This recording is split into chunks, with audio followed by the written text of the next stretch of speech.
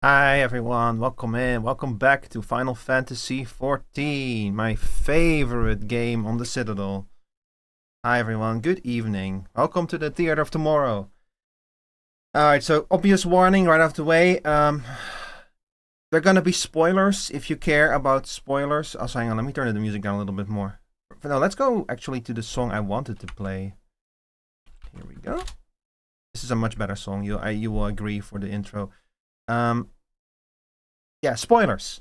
If you care about getting spoiled for Final Fantasy XIV, obviously this whole stream is going to be spoilers. The original plan for today was to catch up on the Alliance raids. Because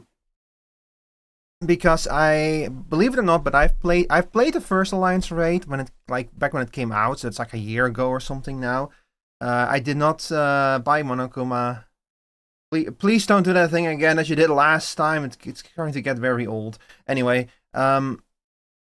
yeah, so I played the first Alliance raid. I did not do the follow-up quest, and I didn't do the Alliance raids afterwards. So I have not seen the brunt of the Alliance raid story. I don't really know why. I just look, I'm not a hater. I'm not a Dawntrail hater. I actually quite like Dawntrail, but even I have to admit that my excitement for the game has waned a lot in the last 2 years. I just haven't been as into the game. Like I've played the game less and less for years. It's a trend that's been going on for a while. And especially during Dawntrail, it got even less than it ever has. And a big part of that is because I got into streaming, and I've been streaming a lot. So I have even less time to spend on something like that, you know? Doesn't mean that I don't still love the game, especially after the FanFest. Like, oh boy, I'm so excited for Evercold, y'all. I'm so excited. And that's part of the reason why this time we are diving straight into the main scenario quests. So the original plan for the Alliance raids would probably have been better because it would probably mean that especially on patch day, people want to play the story for themselves, even including me. So I have been putting off the MSQ since I started streaming it. I always play it a little bit later to give people the chance to play the story, and then if they want to see how I respond to the story, that they can come in here. But not this time. I'm just too excited. I want to see what's going to happen after the announcements that they made in FanFest. I have to know. So we're going to dive straight into the MSQ today, and on Friday we will tackle the Alliance raids. And I mean most of the story. I'm probably going to replay the first Alliance raid. I'm not entirely sure if I want to do that. It's been a very long time. I might do that at the start of the stream, or maybe not. I'll have to think about it. But we'll pick up the Alliance raid story after the first raid on Friday. But not right now. Anyway, I already have the game and everything ready to go, so we're just gonna dive straight in. I was thinking of doing an opening where I go over the patch note stuff and over the Alliance raid, over the keynote stuff again and the Evergold announcements again. But I did that last Saturday with Chris, and we're also starting very late. I was intending to start early today, and then my health problem started to play up again and cause issues. So that's why we're starting later than I wanted. So I'm not gonna wait any more time. Hang on, let me set up the game capture properly. Also yesterday, I don't know if you guys were there, but yesterday I played some Magicka 2 over on Harpy's stream. God, Magicka 2 is fun, really fun. It's also very chaotic. I could tell that all four of us were fucking drained. Also, here's the protection stoat just for my protection. Oh, I need to add the protection stoat to the vertical stream. I just realized.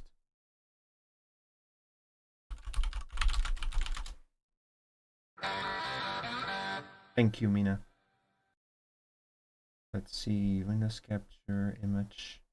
Let's add protection stoat. Oh yeah, and of course I need to set it so that game sounds continue when the... This is very important when I'm streaming because I like to alt-tab out of the game to check on things real quick. And if the game silences itself every time I do that, it's going to be very annoying for the stream, so I always need to turn that stuff back on. Oh, protection stoat. Hang on, you're very big. I'll adjust it further once we're actually in the game. So hi Mina, welcome in, welcome in. How are y'all doing today, audience? Hope you had a good day.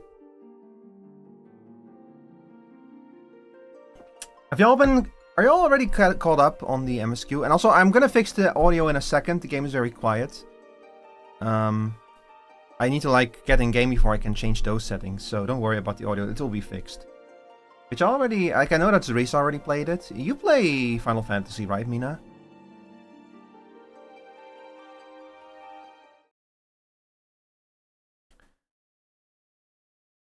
But yeah, anyway, once again, the warning, this is going to be complete spoiler zone for everything related to Final Fantasy XIV. So just, you know, just as a heads up. Okay, let me fix protection stuff. Ooh. I'm gonna have to move the free company chat down here. This is, chat, what I'm doing right now, this is a common sense thing that every Final Fantasy streamer does. Where, if you ever stream this game, it's strongly recommended to cover up your chat box. Just in case, you know, just in case there is some shithead says something in there that you don't want to pop up on stream. So that's why Protection Stone is there. He's there to protect us in case chat is being stinky. It has never happened that someone typed something in chat that in the in-game chat that was like a problem on stream. It has never happened, but just in case, you know, it's a common trend. I've not been wanting to get into the series, so yeah, definitely. Hi, Georgie Kid. Well, Mina, so then for you, also the word of warning that there's going to be spoilers abound. But it's the kind of thing where we're now like 12 years or something into the story. So the stuff that is here, like none of this is going to make any kind of sense to you. And you probably already know that like Dontrell has like literal, no, well, not literal, but like has like a kind of night city in it.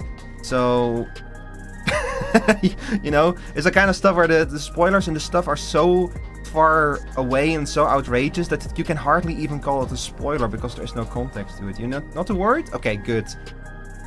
Alright, so, chat, the keynote announced to us that the next expansion ever called, we are going to go to a place called the Fourth. They literally announced that during the keynotes.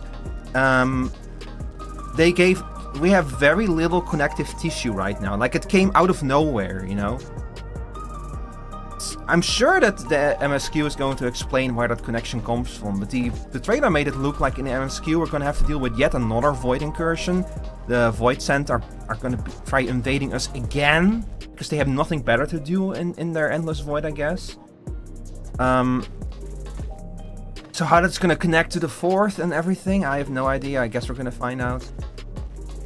Also, the whole Evercold business, look, we already know that the Evercold is probably going to be the name of whatever is going on the Fourth, and that means that we now have two reflections. Like we know 4 reflections. We know the First, the Fourth, the 9th, and the 13th, and all of them have a crazy environmental disaster going on.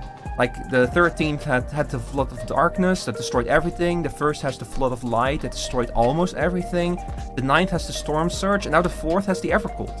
Like, what's going on in the last 2 shards? I'm kind of worried. I'm kind of worried that like everything that Helmarud was saying might actually turn out true. That the shards really are fucked, and we're gonna have to do something with them. That seems to be the direction the MSQ is headed right now.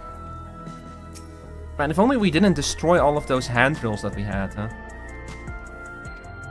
Graha, my beloved. Who's a good cat boy? You're a good cat boy. Okay, hang on, let me make sure my camera is slightly covering up the chat. So here we go. But yeah, sorry. By the way, Mina, this is a great time to get into Final Fantasy XIV because with this expansion now, with this release today, they've added Shadowbringers to the free trial.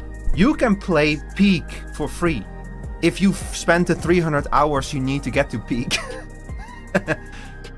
But God, like, what was that? What was that? Oh my God, I still have Wordle open. God, chat, I spent like an hour today trying to figure out my Wordle. Today's word was difficult, but I did get it in the end, barely in time, but yeah. So, come on. Shut down. It's not shutting down. Okay, here we go. Sorry chat, a little bit of technical difficulties there. What was I talking about? Oh yeah, so Shadowbringers is now part of the free trial. Shadowbringers is phenomenal. It's not flawless. It's not perfect. It's still. This game has flaws that are throughout all of the expansions, throughout the main story, the expansions, and everything. And the biggest problem that this game has is the fact that it's an MMO. It's trying to tell this huge epic story, but it has to always fit it in the mold of an MMO. So every expansion has to fit its story in the 10 levels and the 8 dungeons and the 3 trials and such that they get per expansion. So, you know, that you can tell the marks on the MSQ that leaves. The pacing issues and everything. Every expansion has that, even Shadowbringers. But within that, Shadowbringers by far did the best job of just telling its own self-contained story, but at the same time also a story that fits in the greater whole. Because Shadowbringers is also where the game actually starts answering more questions than it questions. Like, they revealed so many important things in Shadowbringers, like revelations that still ring through in the MSQ to this day, that literally shape the path that we're walking right now. That all came from Endwalker. And it all came from Shadowbringers. And the best villain in the whole game is also in Shadowbringers. I keep saying Endwalker. Endwalker had good villains, but man, Shadowbringers just was on a different level. I am very hopeful that Evercold is going to reach a similar level to Shadowbringers, because the way that it looks like Evercold is definitely going to be heading in that direction. Not just in story, but also in like all of the gameplay updates that they're making. Anyway, enough talk. Let's talk to Kral. Hi, Kral. You this jerk here, walking in front, right when I'm trying to talk to my friend Kral. And Fate's footsteps. Oh, it's Ishtola. Man, we just straight up have a device now that lets us rejoin and merge reflections and shit. And travel to them probably. And yeah, of course Ishtola's gonna be there. That's the whole reason why she started this. Yeah, giant cat man just walked in front of me and went like, no, your click goes to me. I trust you were able to get plenty of rest? Good. I thought we might take a moment to ponder our orbs and our next steps, and perhaps reflect on our recent journey. I'm going to repeat everything that happened to you recently in case you forgot, because it's been like 4 or 5 months for you. I must admit, my thoughts often drift to the Mist Continent and our stay in Treno. It was heartening to see the Milala prosper despite the odds, and my own flesh and blood strive in that Leven-wrecked landscape. Sphene was eager to restore diplomatic relations, and I have no doubt that Alexandria will provide much needed support for their neighbor. Chat, if you're watching these serially and the voices I have for these characters are completely different from what I did last time, please understand, it's been like 4 or 5 months. I completely forgot what voices I do for all the characters between patches. I too shall do everything I can to aid my home away from home. My wonderful, welcoming family included. Kral, they're doomed, I'm sorry to say, but we might all be doomed. I don't know yet. The jury's still out on that one. Depends on what's gonna happen in this MSQ. For the time being, though, I say we've accomplished all within our power. Sure. I suppose that just leaves the matter of preservation's research. It is yet unclear how Calyx learned the techniques he used to summon his dark Ascians. Bro, Ascians. He learned them from Ascians. Like even without the stuff that they showed us in the cutscene, you can piece one and one together that they learned this shit from the Ascians. And there is likewise much that remains unknown about the key. Let us hope that Shale's efforts bear more fruit. Good old Shale. Man, chat, I wish that they did a whole expansion of Alexandria of the 9th. Like, that's my biggest regret for Dawntrail. I really wish that all of this stuff was its own expansion. We could have had a whole expansion of Shadowrun bullshit, you know? Of this futuristic fantasy world with it that has like its own problems and has its own take on like philosophical concepts and such. Like, the little that was here was so good, but it's so little relative to the whole expansion. I just wish that it was its own expansion. It's a damn shame. Damn shame. I get why they did it, but it's a damn shame. Oh yeah, hang on. Can you hear me? Jill and I have been reviewing the decrypted files and have uncovered some intriguing details. Would you care to join us? We'll be with you right away. Excellent. Jill seems rather eager to speak with you all. Come and find us in the tutorial lab when you're ready. Uncanny timing indeed. Let us make for the containment complex. Yep. You got it. Is my body rotating properly, chat?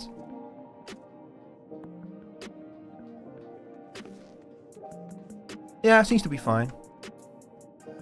What I like about streaming Final Fantasy XIV is that it's a lot less trouble with putting my VTuber on the screen. Like I can just put it here in this little corner here. I actually have like an empty space here. Normally I keep the map open here, but y'all don't need the map. And right now I don't really need it. No, actually I do need it. Where the fuck am I going? The tutorial lab. Oh, we're going up. I thought that we're going back to the back room, but we're going up here.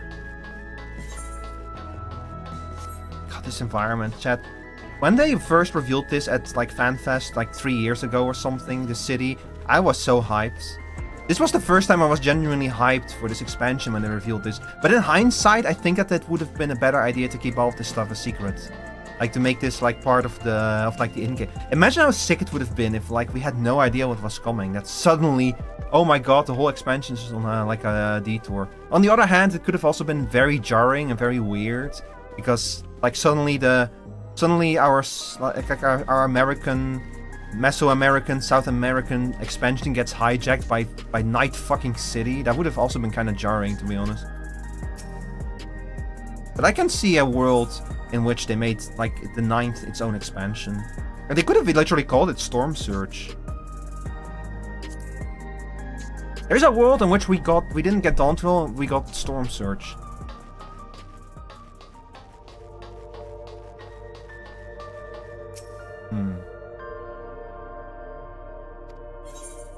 Personnel protocols. I think already everywhere here, like, 1 or 2... I forgot, was this the last patch? Was this 7.4 or 7.3 when we were here? I actually forgot. This is like a secret place where they, like, found out more about the... This was actually really cool, this section. Like, like, Final Fantasy XIV has a lot of go to the place and talk to the thing. This one, they actually made it kind of interesting. This was almost a point-and-click adventure. There were actual puzzles to solve and shit in here. That was really cool. I really hope that they do more stuff like this in the future. Like, make it just a little bit more involved and walk to the place and talk to the thing, you know? Like, all of the little rooms and such. Just this whole this cute little puzzle dungeon. I really liked it. I really hope they do more. Hi, Ishtola. My favorite cat girl. Given that all the data is stored within electrode devices, Shill's expertise has proven invaluable. I do like how Electrope has kind of become like this world's plastic. Like, including being like a major driving force in their innovations and everything being made of it. But also Electrope actually being like kind of bad for the environment because of what it does with ether. Do you think that they suffer from micro-electropes in this? Do they have micro-electropes in their balls? Ah, you're just in time for a progress report. Yes. The decryption is finally complete. As we suspected, the data represents a partial record of Preservation's research documents.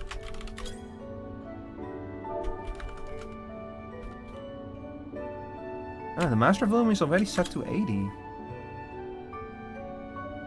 Nah, it should be fine.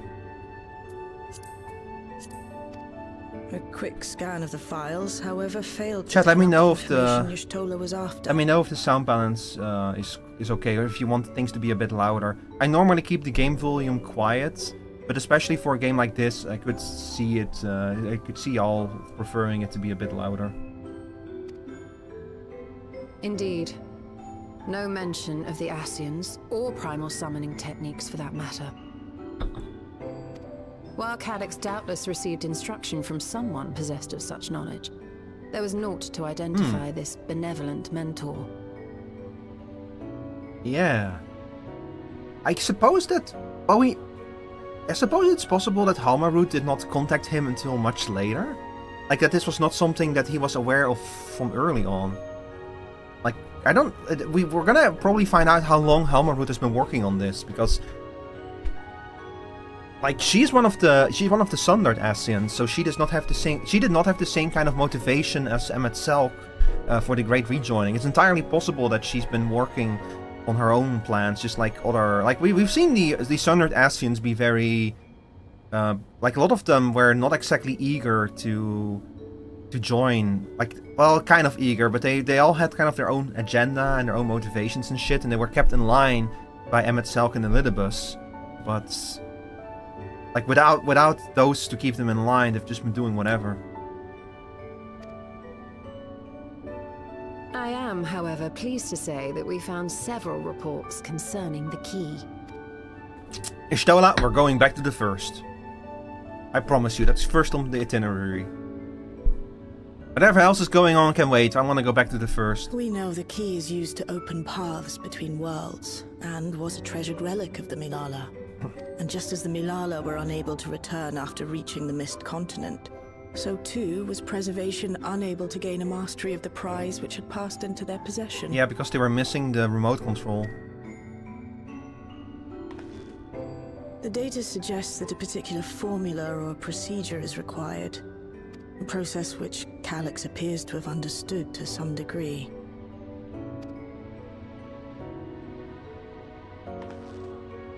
Yet the key proved fickle.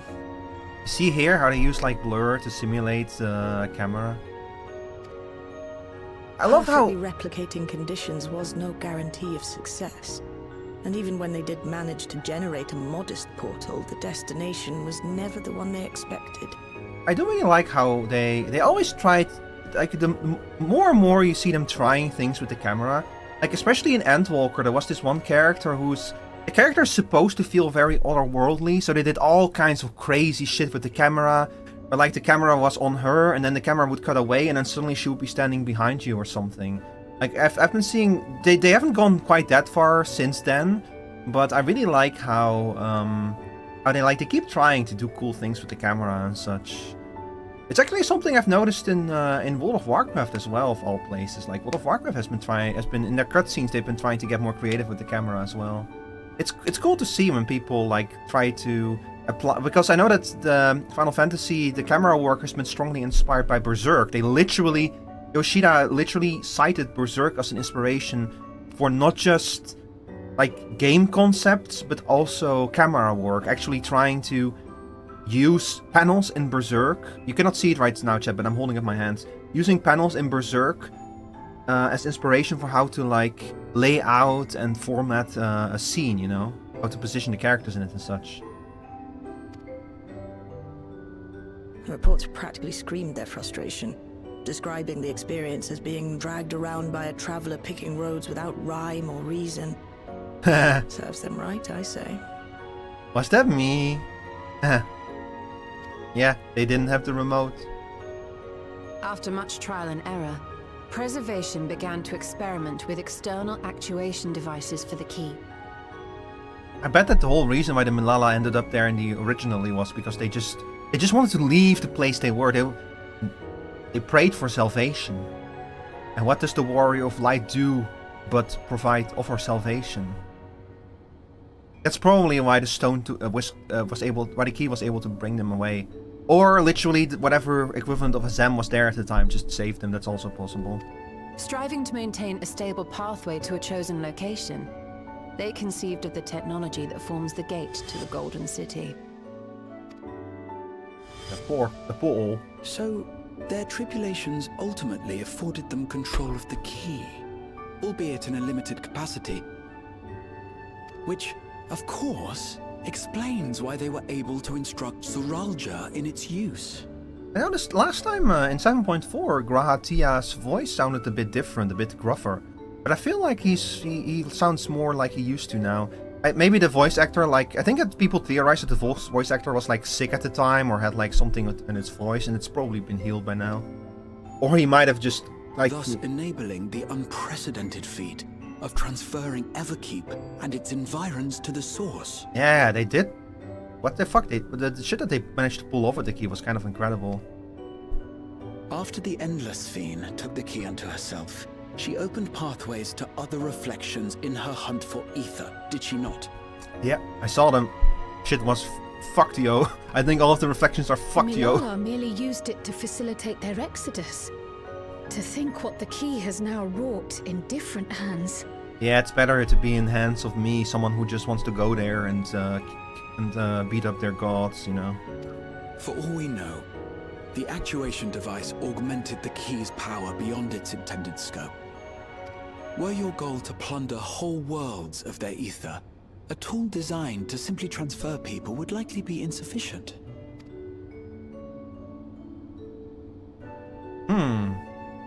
Interesting. Shale, I don't suppose you would be able to remove the actuation device. He does mention something interesting there. What if the key was always intended to have the power to revert the sundering?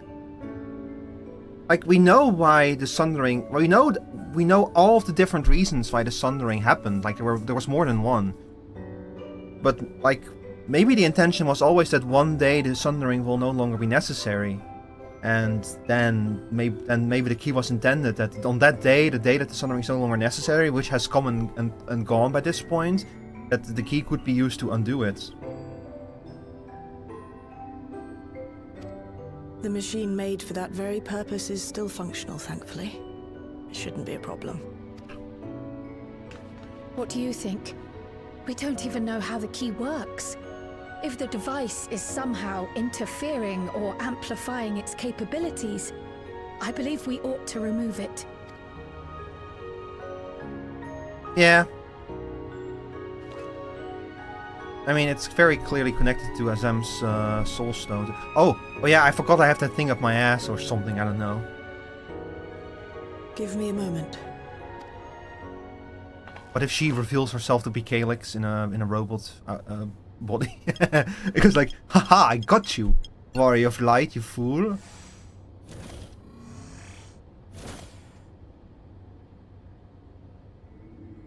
But yeah, so up to this point, the key has been contained in there.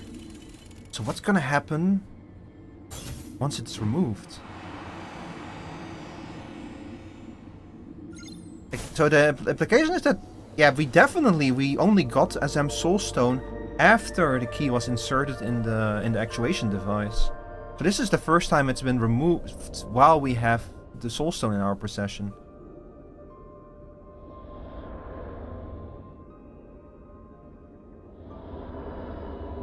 My word. Oh.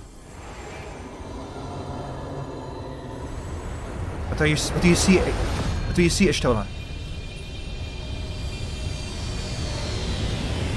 Ishtola? Just for the record, Ishtola is blind, but she has the ability to see ether. So, if that is what she sees, that thing is brimming with ether. That thing is storing an humongous amount of ether right now, if that's what she's seeing. This is the first time I've beheld the key in all its unobscured glory. The sheer density is extraordinary. 'Tis akin to the structures we saw beneath the Tempest. Yeah, it's unsundered. It really is an ancient artifact then.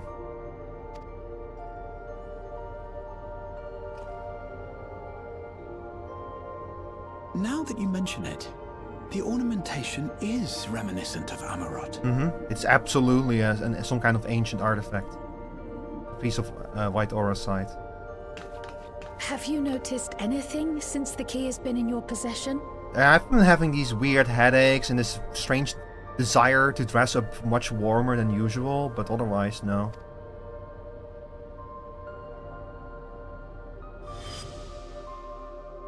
Well, it did activate when we used Azem's soul stone, so... Oh yeah, that is true! During the fight with Queen Sphene, that was like the first time they... In 7.0, they hinted at the connection between Azem's soul stone and the key by showing that when we use the soul stone, the key activates.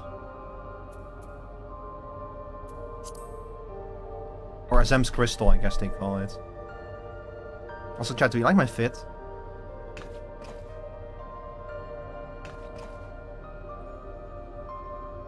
You're suggesting the key has some connection with Azem?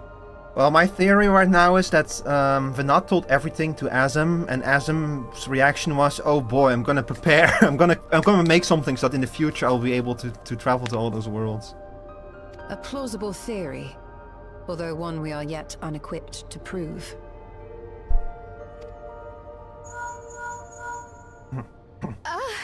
My apologies.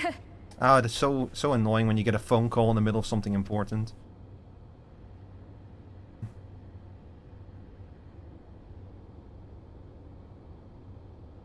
Hello? Yes, this is Cryo speaking.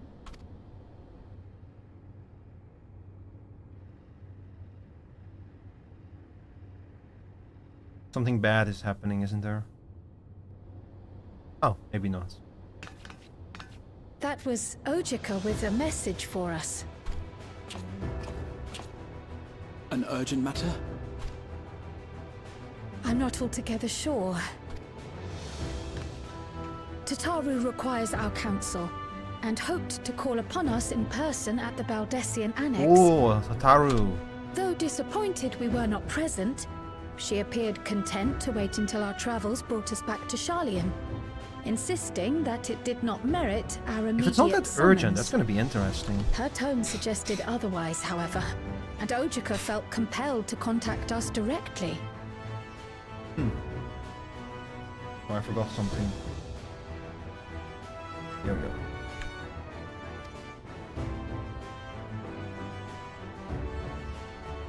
Mayhap the time has come for another journey across the Sot. Can we not just teleport there?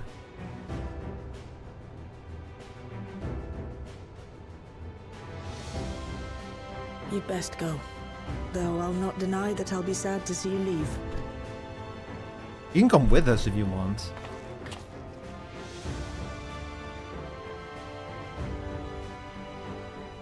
Oh, Shale. I can't even begin to thank you for all you've done. You know, for all the people who came from Alexandria, this is like they've probably not seen the rest of the world yet. We will be forever indebted to you and your Oblivion. They put like a colleagues. few NPCs from the Arcadion in Gridania for the Easter event, I think. And that was kind of cool because for them it's like for them it's the first time they see the rest of the source, and B, it's like they're going to like these rustic villages full of like people who still live like with primitive technology when they're from Night City. The debt is ours. We'll never forget the sacrifices you've made for us, for Alexandria. In the meantime, I shall keep sifting through the data. You'll hear as soon as I find anything of note. You got it. Actually, I should like to stay here a little longer, if you don't mind. You are most welcome. Yeah, you do your thing, Ishtola. If I come back, I want a gateway to the And first. might I borrow the key for a while? I wish to study it further. With the utmost care, I assure you. Well then, shall we be off? Ojika will be expecting us.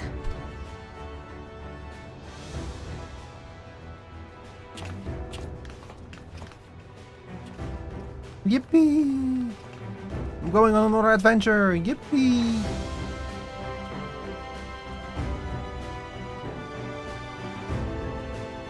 Wahoo! Trail to the heavens.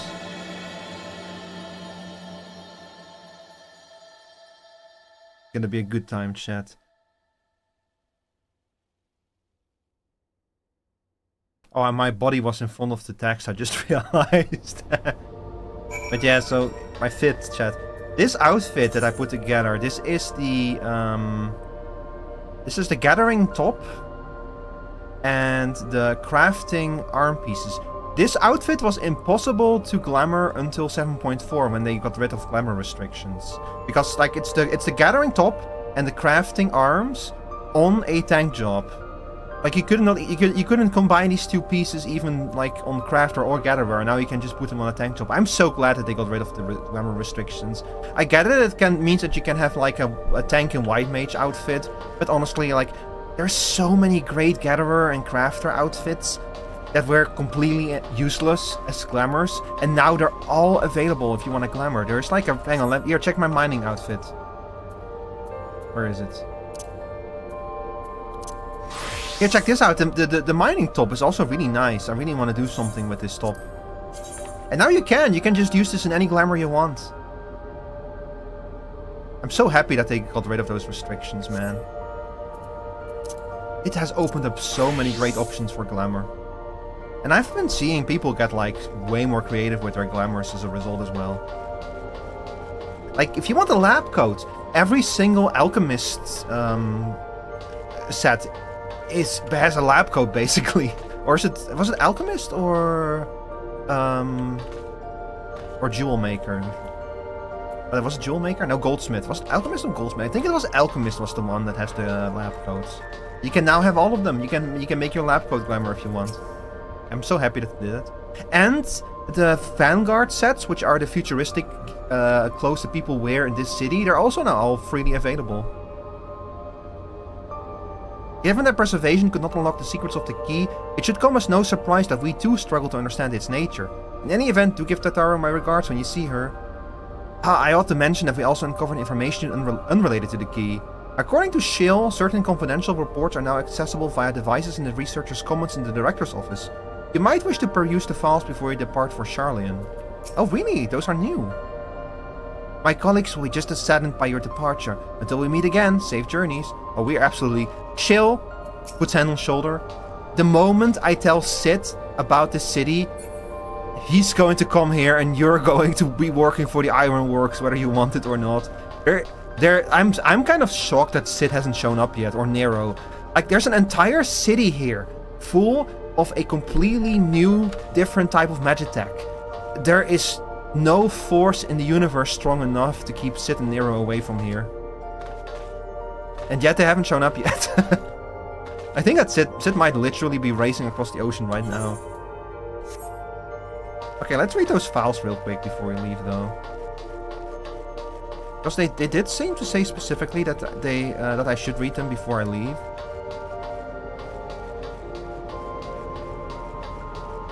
Nothing here. Oh, here we go.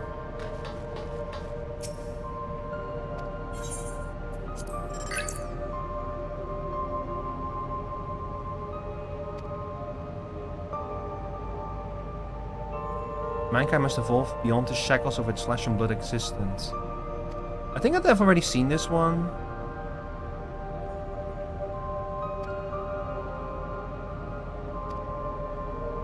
I think that these were from the last time, yeah. I guess this is where they made all of that work. They researched the key, they worked on all of the other stuff. Wasn't there like a secret sublab as well somewhere? Yeah, there, the elevator, yeah. But we probably can't go to the secret sublab. I don't really want to search the locker again. I still haven't recovered from the last time.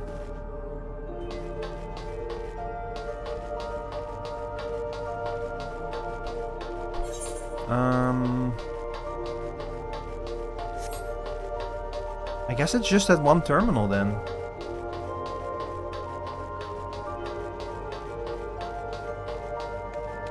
Yeah, it's just the one terminal. We will go back and peruse it.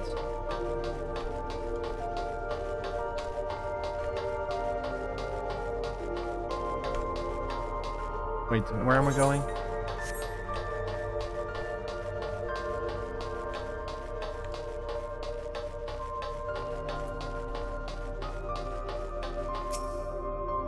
Let's see. Personnel protocols.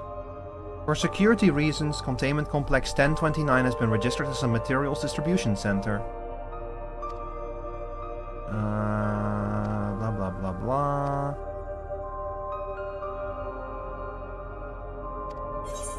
Research objectives. The indefinite preservation of the endless. Yeah. This is also stuff that we already know.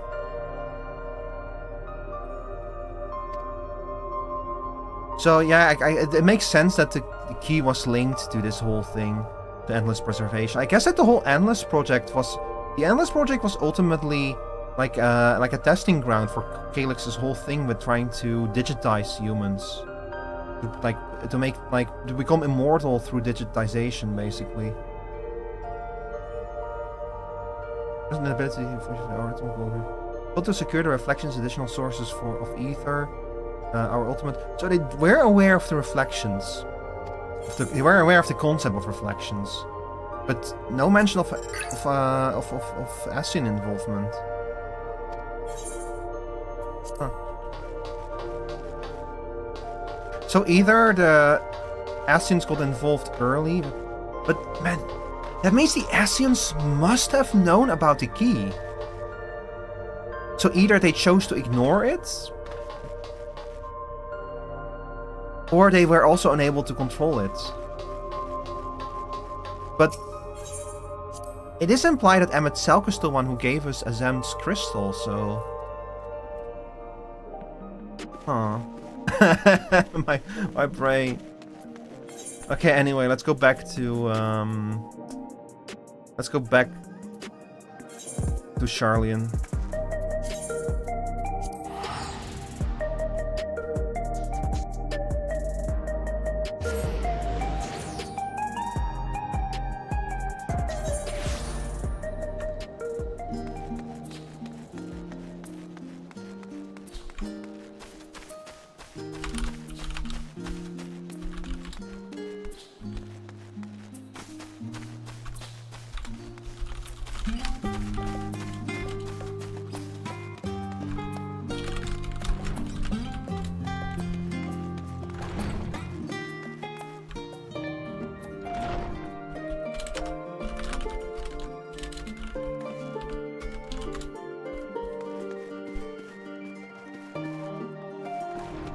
Man.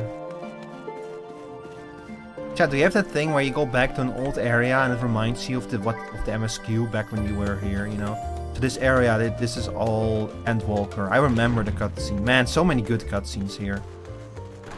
Like that sense of dread after the first trial in Endwalker, when you know you fucked up. You know you did, like you made a big mistake or something terrible is about to happen. But you just don't know yet what it is or what form it's gonna take. But you know, we all knew at that moment, like, oh no, did we fuck up? Did we do an oopsie whoopsie?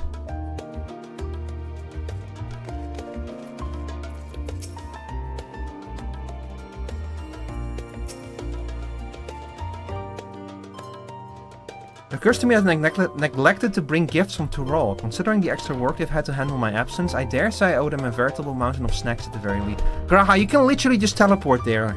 Like, I'll give you the money. It's only like, what, like 1,000 bucks or something? Chad, I have 1 million, I just want to point out, in the game. And this is little, by the way. For Final Fantasy, for like player status, for Final Fantasy player status, 1 million is very little money. Like, if you want souvenirs, Graha, literally, I can just return to Solution 9 and bring them for you. You don't need to worry. But you should have brought some big fat tacos for the people here, yeah. You could literally, like, teleport to Tyrol, buy some tacos, and teleport back here. It would be, like, prohibitively expensive for, like, a regular Joe in this world. But you could do it. Welcome back, and what a pleasure it is to see you too, Mashal. Thank you for contacting us, OGK. We came as soon as we could. Of course, I felt it prudent given how troubled Tataru was.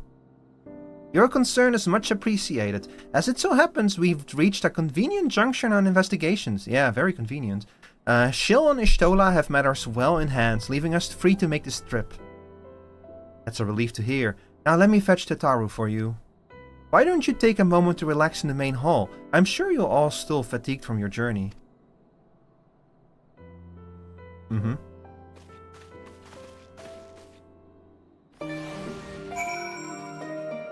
What? Wait, where?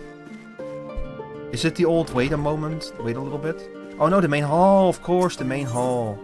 Oh, we're gonna have to update our maps again. Oh yeah, they still have... Yeah.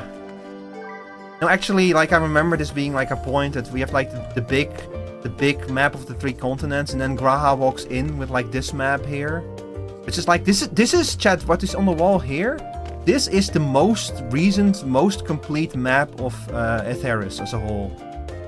Of the world. Like, Graha literally, like, buys it right before Dawntrail starts, and he's all proud about it. Like, this is the latest and greatest map of the world. And it's already outdated, by the way, because there's already been changes to there's already been changes to Northern Tyrol and shit. And Ilsabard's not even on here. I'm kind of shocked that we're not going to Ilsabard in the next expansion. I was so sure that we're gonna find out what's over here. Like, what are we still missing? We're missing Ilsabard. We're missing over here. God, what is it called again? Mericidia. Like, with how much Mericidia has been built up consistently since 1.0. I'm pretty sure Mericidia was mentioned back in 1.0. And we still don't even know what it looks like. It's basically Final Fantasy Australia. We have no idea what it is, what it looks like. So, I'm very curious what's gonna be here. But we'll learn one day. We've even been to Thafnir. Thafnir is already old news at this point. Given how frequently Tataru is away on business these days, this is a small miracle we're in the same place at the same time. Only now is it beginning to feel like we've actually returned. Such fond memories within these 4 walls, yeah. Yeah, all the moments we talked about, like the impending doom and gloom and end of the world and shit.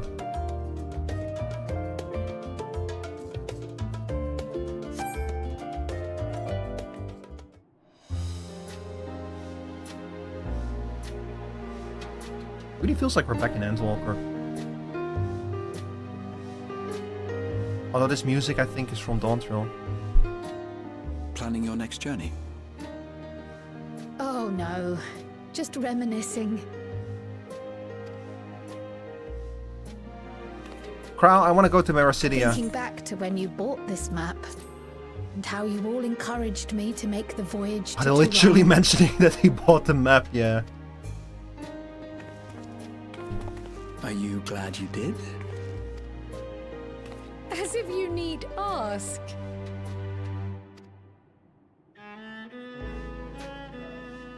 Game still seems quiet. Welcome back. Hang on. I hope that this will help make them a little bit more audible.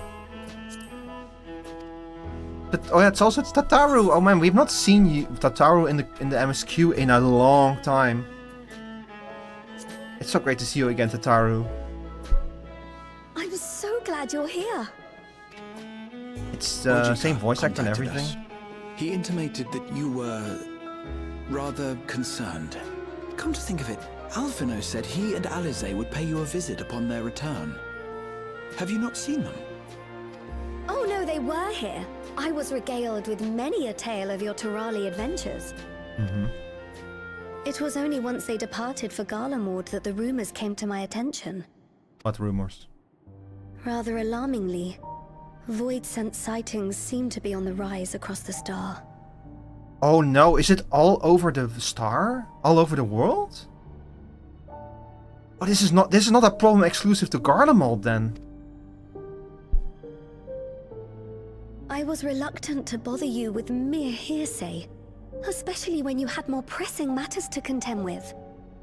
I mean, it makes sense because there is like a portal and there's like a portal in near Garlemald and everything. So the fabric between the reflections is probably weak over there.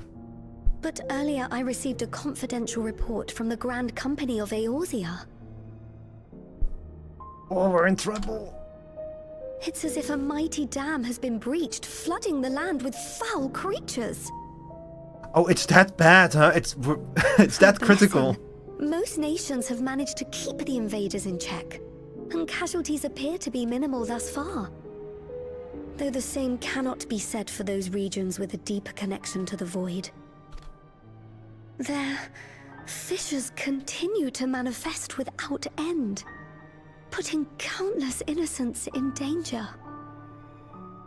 I didn't realize that the problem was going to be this bad. I thought there was just going to be, oh yeah, another incursion in Garlemald from Void Sand, you know, like we have never seen that before. But oh boy, oh boy, this is a global problem. A deeper connection to the void. Garlemald is the home of the Reapers, is it not? Uh-huh. It is. Alphino and Alizé were there when the trouble began, and have since sent word that the situation has taken a dreadful turn.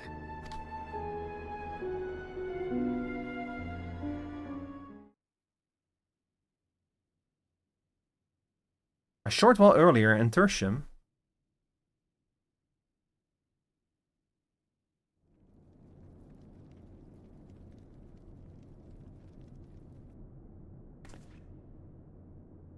How crazy to think that the Guardians are our friends now. Well, friends is a big word, that they tolerate us now. The abridged account of our time in Tural.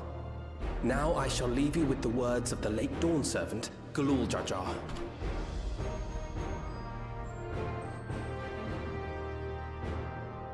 Ignorance begets strife. Understanding begets fellowship.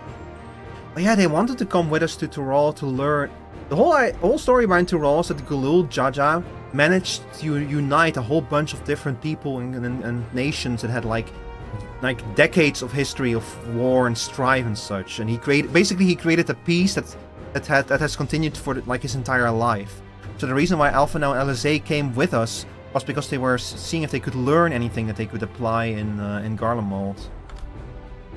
A notion that rings true for Eorzeans no less than it does for the diverse peoples of Tuliolol.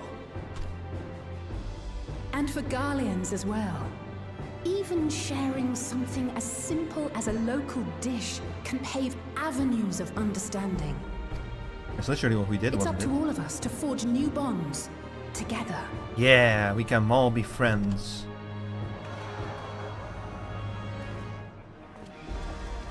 The power of friendship can defeat fascism. And if friendship fails, there's always the power of incredible violence.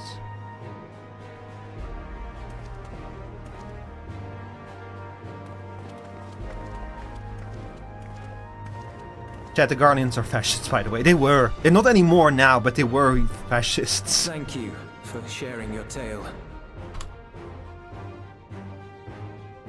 Like, they literally, all of their names and everything were Latin. They're like, very clearly, they're inspired by the Roman Empire. Your words give me hope that we might achieve something similar here in Garlemald. Oh yeah, absolutely. You're just gonna have to We like... all have the capacity to affect change. Our time in Tural taught us that much. And now that we've returned, it's time we rolled up our sleeves and got back to work. Chat, we're about 3 minutes away from an ad break.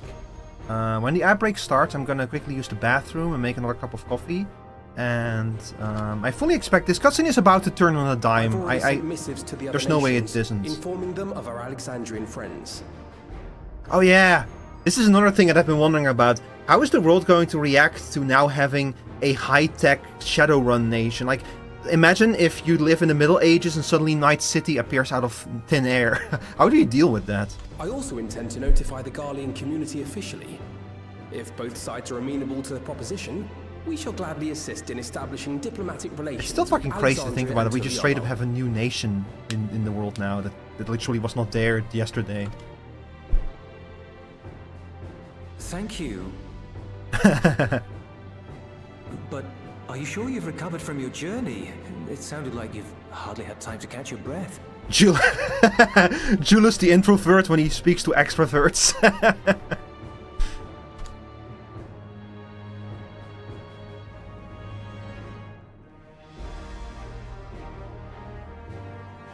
Sir! Oh, here we have it. Lapis Manalis is overrun with void scent. We've sustained heavy civilian casualties. Okay, chat, this is it, because the cutscene is probably about to get much crazier. So I am going to start the ad break a little bit early. I'll be right back. Don't go anywhere. I'm going to use the bathroom and grab a cup of coffee. Be right back. Let me give you all my beautiful BRB message. Where are you? There you are. Be right back.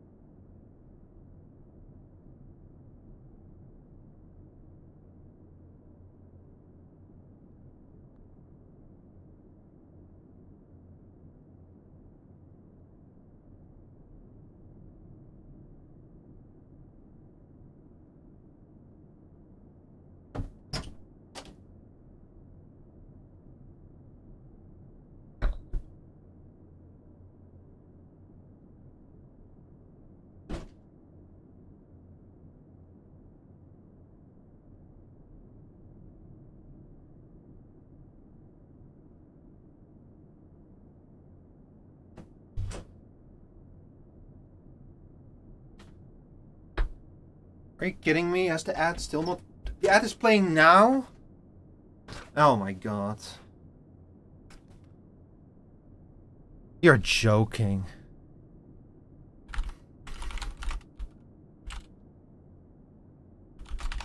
Oh, I hit the wrong button.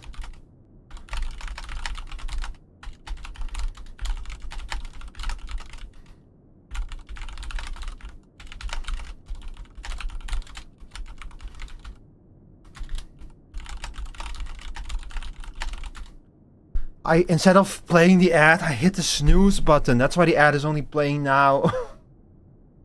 I'm stupid. I'm Etoble.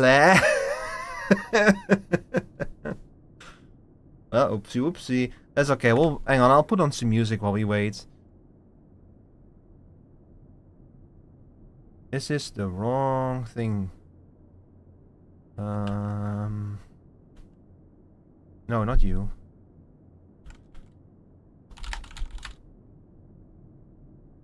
Here.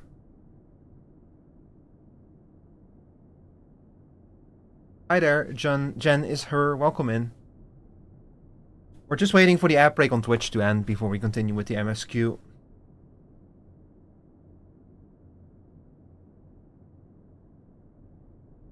It's not gonna be long, it's already halfway done.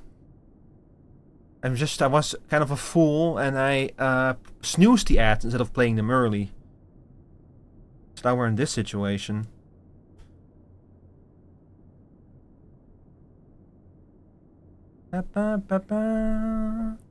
Away with the tide.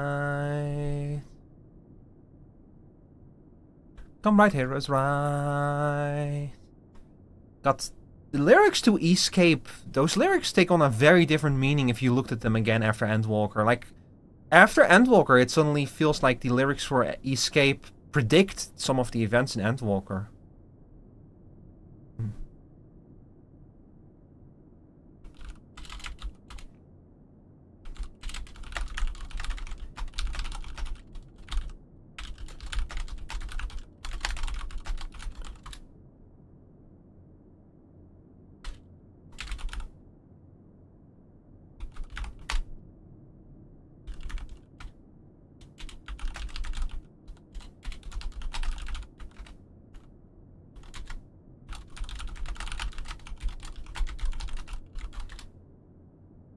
I just saw that, Jura, friend of the stream, Jura, posted a bunch of stuff in the Discord server.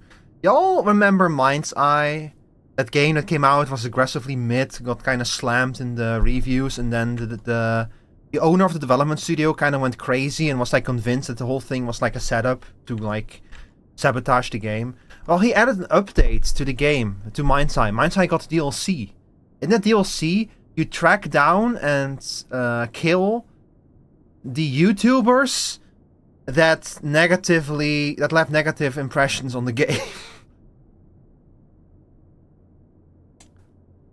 Apparently all the lawyers of the development studio quit, by the way. They did not want to deal with this shit. It's so fucking... It's both funny and pathetic and also kind of concerning that they even did this. Like... Build a Rocket Boy, that's the development studio behind Mind's Eye, they're already being sued by their own employees for installing crazy amounts of spyware on their PCs to track their employees' every move, like things that are straight up illegal to do. And now this too, they're probably awaiting another lawsuit for like, is it slander or libel? I don't know. That's probably libel in this, if you do it in this format.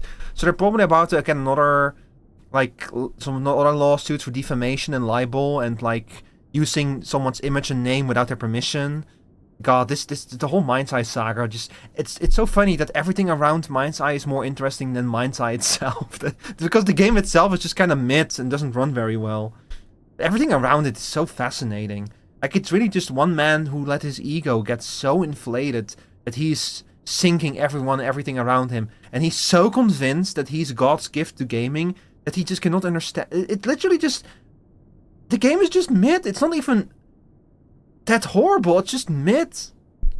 just accept it, man. I didn't see any of the people who made Lord of the Rings Gollum throw this kind of hissy fit. They just kind of vanished. They just receded into the darkness, you know, like Gollum himself did. There's something fascinating about seeing someone be this convinced that his game is not mid.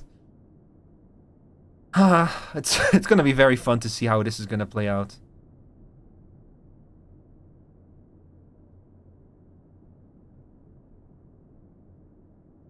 Okay, is the outbreak over? Yeah, it is. Let's get back into it then. Alright, so so shit is about to hit the fan. What? Yeah, exactly. This is out of nowhere. Like, oh yeah, suddenly the Void Scent are going crazy all over the world. Celsium Squadron reporting in. We're under attack. Void Scent appeared out of nowhere and ambushed us during a routine inspection. This is really starting to feel like, yeah, if this is happening all over the world, just Void Scent appearing out of nowhere, then the Reflections really must be in trouble. No, no, no! Ah! My comrades are under attack. We have to do something. There's no time to lose. Come on! It's already, like, I think that the story is that there is already no longer a barrier around the 13th now. Is ill-equipped to defend themselves. And now the against one such around a the source is threat. also starting to falter. Even with the aid of the twins and the Ilzabad contingent, they face daunting odds. Sounds like they need a hero. I need a hero. We shall leave for Garlemald immediately. And he must be bigger than life. Thank you. I need a hero. I don't know the lyrics of I that was song, I able to will be contact honest. Thancred and Urianger too. They're already on their way. With any luck, you'll be able to rendezvous with them on arrival.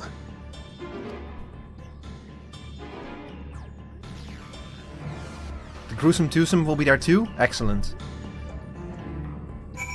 Where's Instinian in all of this? Instinian is... We're gonna get there and Instinian is just gonna be there already. Clearly we made the right decision to come to Sharlayan, though I dearly wish the circumstances of our return were not so grave. I don't believe we've seen Tancred and Urianger since our battle with the Endless Fiend, have we? They too must have returned here at some point. Yeah, that just kind of happened off screen. I guess they're just doing their own thing. They're probably on their honeymoon or something. I've been told Alphinaud and Elysée have withdrawn to Tertium to request aid on the front lines. They seemed intent on rejoining the battle once reinforcements were ready, but I shall tell them to wait until you arrive. I'll take those Night Vault gold pieces, thank you very much. Sphene has been added to the unending coding. Man, these unending codings and components always get added so late. I guess that they want to add them after they're done with Two Worlds Entwined. Oh boy, that's like the kind of title you don't like. What's up with those letters, by the way? The W looks so weird. Is it just me, or does this look off a little bit? It looks like some of these letters are in a different font than the rest of them. Oh.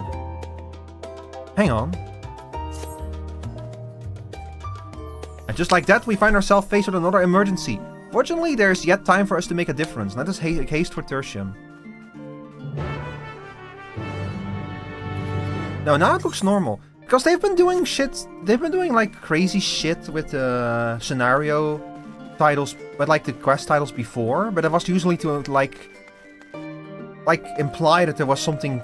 Like, the overall in the story was something crazy going on. Like the literal names of the main scenario quests started to get corrupted themselves.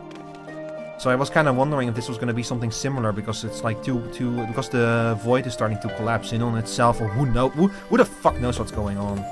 There's always something. This world cannot go for like 5 minutes without collapsing in on itself, man. Like Dawnter was supposed to be like our holiday, our vacation, our beach episode, and even there it ended with like, oh yeah, we're gonna need you to save the world again, man. There's always something. The world can save itself. That's a cool fit, by the way. That's a cool outfit. I really like the science fiction-y gear, you know, because it looks so retro-futuristic. It looks so 90s sci-fi punk, or whatever you want to call it. It has this It looks like gear that people in Jet Set Radio would wear. Honestly, feels Jet Set Radio inspired. Like very, what's it called, cyberpunk. It's been far too long, Michelle. It sure has. This is Tancred. Well met, my friend. Now let us hearken until Alphino's words. Never say in 10 words what you can say in 20 words. That's Rianje's mantra. Chat, did you know that this is Tancred? I can not even see Alphino. He's so short among all of the fucking players here. Alice! Hi there, not Alphino. Okay, Alfie, what's up? What's the deed? Spill the tea, please. It's this song again! I'm so tired of this song. Please use another song. You picked a frosty spot for a reunion. I've been hearing this song in main scenario quests for more than a decade. You have more songs. You have more songs. You don't need to keep using the same old dusty ones.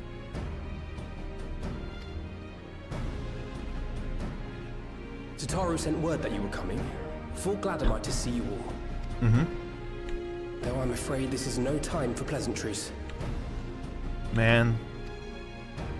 There's never time for Planar pleasantries. fissures have opened up across Garlemald, inundating the region with void scent. As far as we can ascertain, there are 2 focal points of their assault. I think that Alphino, it's like he, at some point, the voice actor for Alphino, I think, streams this game sometimes. I remember him doing a few streams back in the day.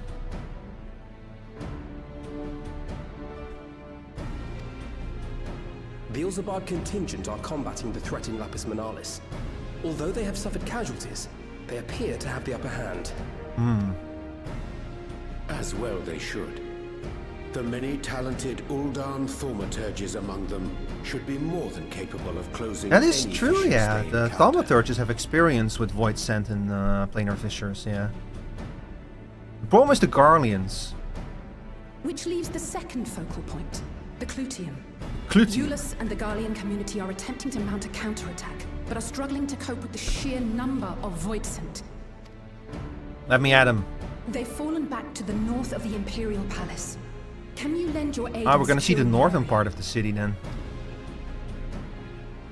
It's nice that we're going back to Garlemald and With your seeing a little bit more of the blessing, I city. will tend to the wounded returning from battle. You know, chats, back in the day, before Endwalker was even announced, there was like some videos on YouTube going around where someone was like, oh my god, I found like stuff for the next expansion in the game. They were seen walking around on the moon and in Garlemald.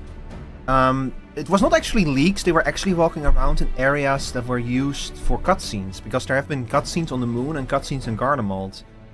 They were not as detailed as the moon is now, like Mare Lamentorum did not exist. This area did not exist, so they were very simple areas, like a simple moon surface in a simple Guardian city to be used for cutscenes and such. But it did kind of put me in mind of like, one day I'm going to be walking around in Garlemald. It's going to be so cool to actually see Garlemald up close and to be walking around in this cool city. And then we finally get here, and well, you'll see the current state of the city. But so I'm happy that they're doing more stuff with it, because for so long I was like, man, it's going to be so cool once you actually get to Garlemald proper and walk around in it. And then it was this. And it makes sense within the story. Of course, Kryl. Thank you. The quickest route from here to the front is via the train tracks. Once we arrive, we can support the Garlean forces as we make for the fissure in the munitions factory. But I fully expect that they're going to do an Ilsabard expansion at some point and actually like properly establish all of these regions that we've only heard about. Like you have you have Boja, you have the, what's it called again, the Republic of Rohan or something? Like the place that, the birthplace of Beast Mastery. All these Guardian provinces that we've heard about but we have never been to, you know. Because they should all be accessible now. Or Whirlit. We've never been to Whirlit proper. Only to like one city in it.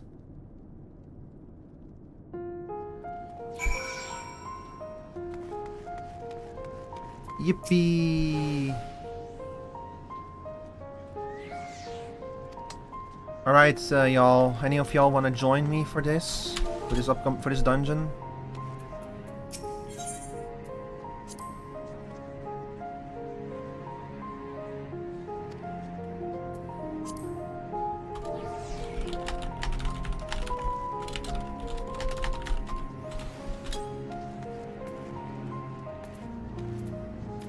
I'll ask around in my FC.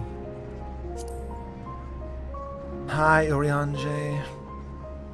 I have seen to my preparations. I suggest we sally forth ere the cold winds sap our strength. Yeah, I cannot help but notice that you're dressing a lot warmer now than you were the last time you were here, Urianger. This man did not properly equip himself for the Guardian Cold last time he was here. Eclisium once supplied the Imperial Army with all manner of munitions and war machina.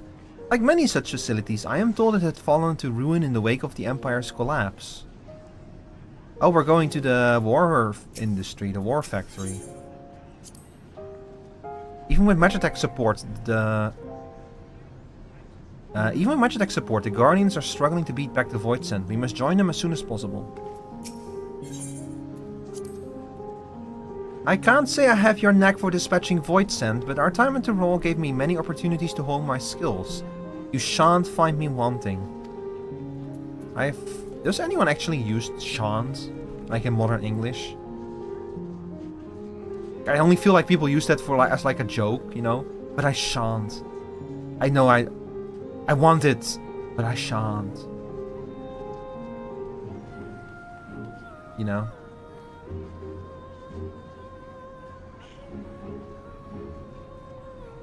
Alright chat, if y'all want to join, speak up now. Otherwise I'm just going to queue in. I'm probably going to get a fast queue since I'm a tank. That's usually the case. Also, do you like my inventory? I cleaned it up a little bit. It used to be much worse, believe me. I need to do like a big, deep cleaning of my inventory before the next expansion, but we'll get there. I mean like a really deep... why are all of these music scrolls here? Go away.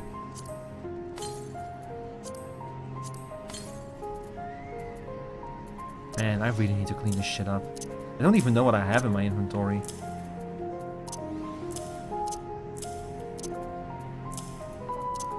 I can probably get rid of these things. I don't think we need them anymore. Here, I'll do this. There, now I have one entire open field here. I have 5 times...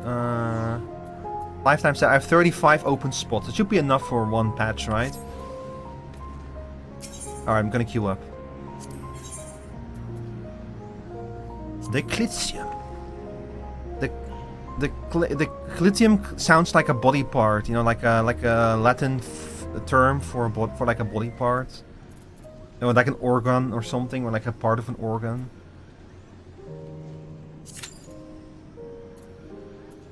Not insta-queue, that game, literally unplayable. I suppose that healers are probably still the least played role right now. That's probably gonna change with enhanced mode, because they're making healers a lot more interesting. And tanks too, by the way. Man, I'm so excited for evolved mode. Like what they showed for Paladin alone already, they didn't even make huge changes to Paladin. It already looked so much more interesting. And the fact that Dark Knight is going to be like a dedicated off tank for evolved mode means that they can actually do some shenanigans with like their health. I caught up on Pat Stairs at Watch Party for the keynotes, and he brought up that what they might do for Dark Knight, and this is complete conjecture, but what they could do is make it so that if you use Living Shadow, your health gets cut in half. Oh. Cool music.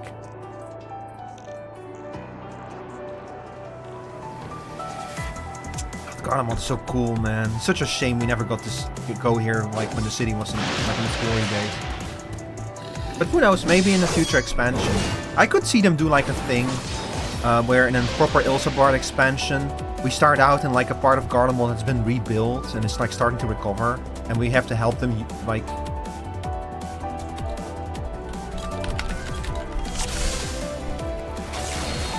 tuxedo, something like that. You like my portrait, chat?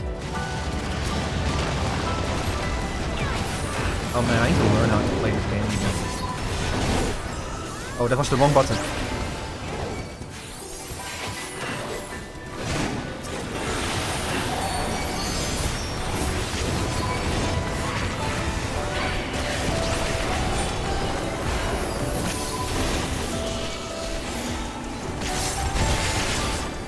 Wait, where did... Oh, it's G! You can tell that I don't play this game nearly enough anymore.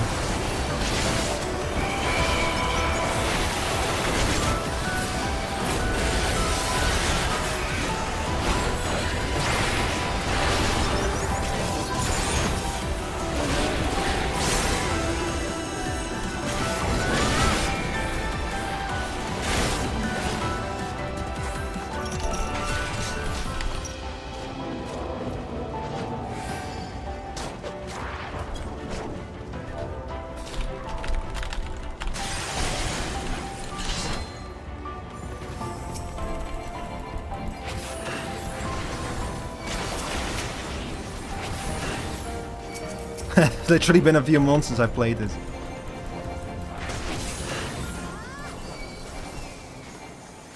Where did I put provoke? A1. Okay, there we go. You're a sight for sore eyes.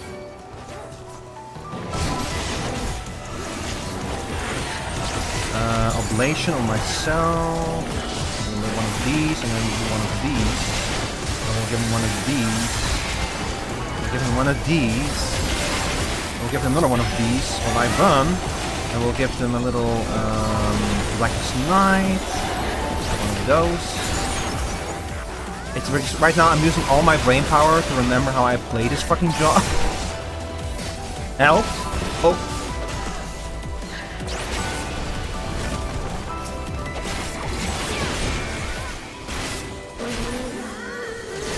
Appreciate the help.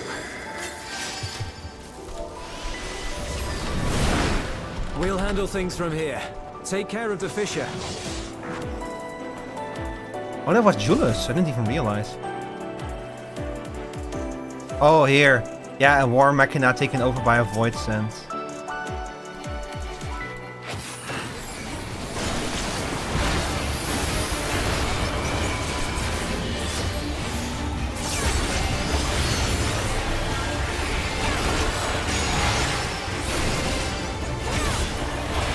Ice on me, just cast. What does that mean? Also return to stone.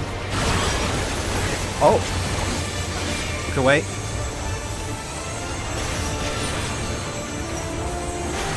Oh, no, it's literally just, okay, yeah.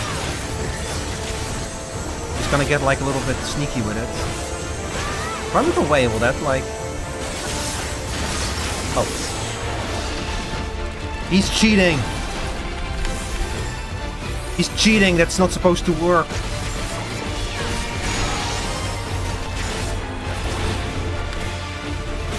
You're supposed to be able to look away.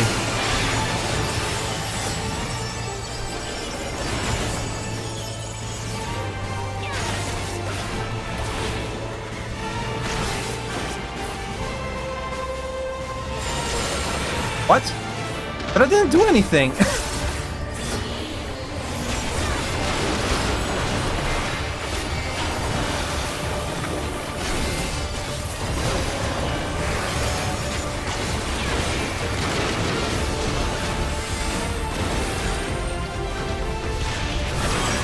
Oh my god, I don't like it again. I don't like how random it is where the beam's going to be. Okay, now there is some pattern to it. Welcome back, Onokuma.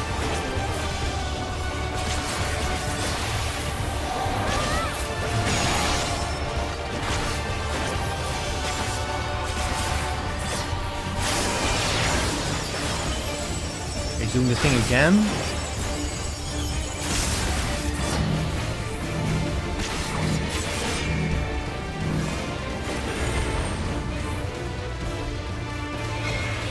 Yeah, I did it. I did the mechanic correctly this time.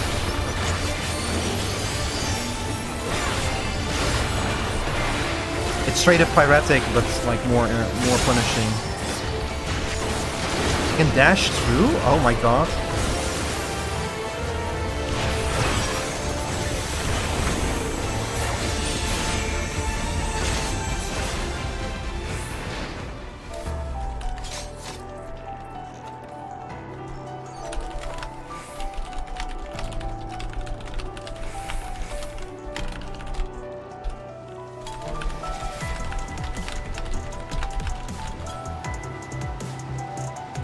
Oh, all of the burning cerulean.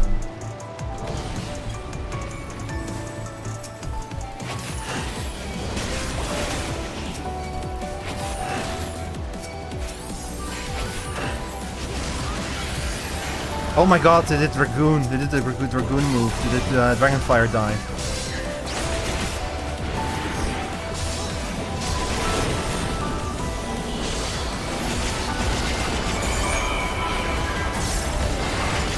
I cannot wait to have way less key bindings to press. That's gonna be the best part of this one.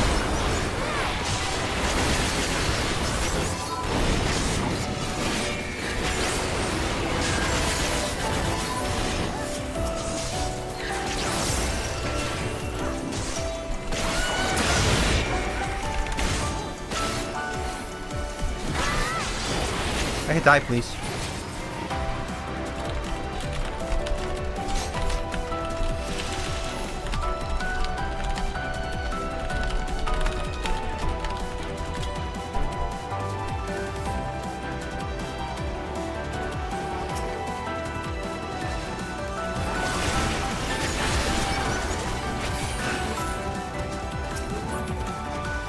Needing less action bars alone is going to make a big difference for playing the job.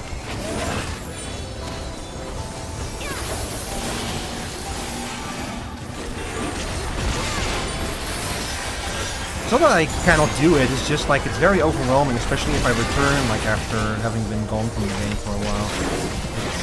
You can see me like, can you tell that I'm struggling a little bit, Chad? It's getting better now that we're in this dungeon.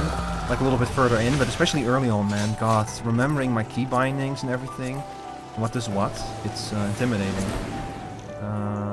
Item comparison. What the fuck?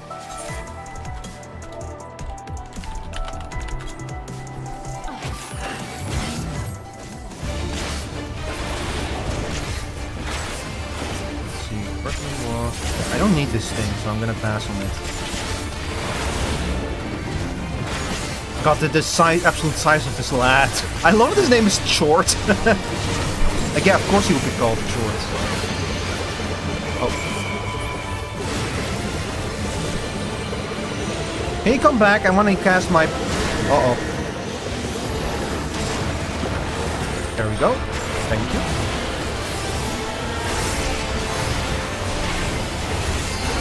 Basic vomit, as opposed to what? Advanced vomit? Okay, now I remember why the game is... I have the game turned down so much. Because when we're in combat, this game gets fucking loud.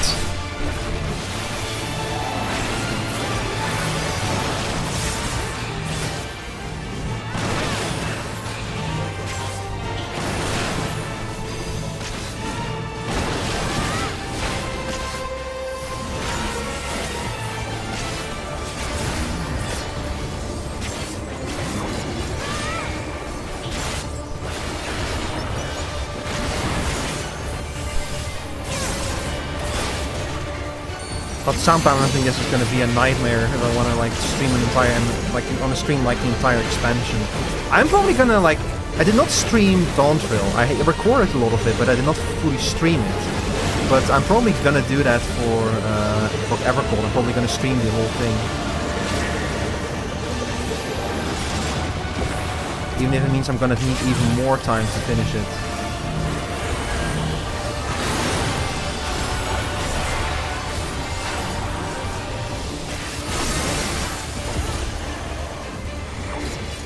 I hate that he just has a skill called Basic Vomit.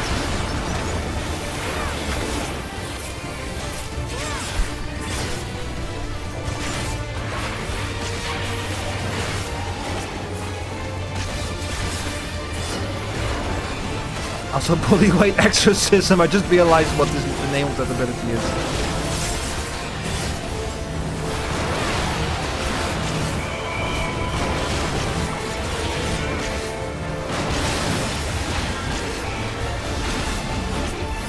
That's an interesting new pattern with existing mechanics, by the way. Having like the tower stacks, several tower stacks in a row, but in such a way that normally when they do that kind of thing with a tower stack, you have to split the party up, but for that one, you really just have to go into all of them one by one.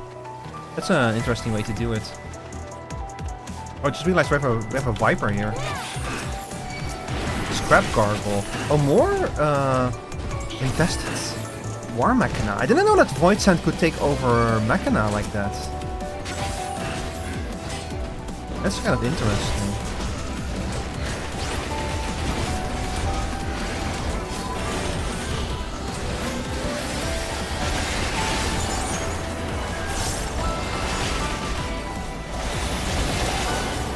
It's like a new thing.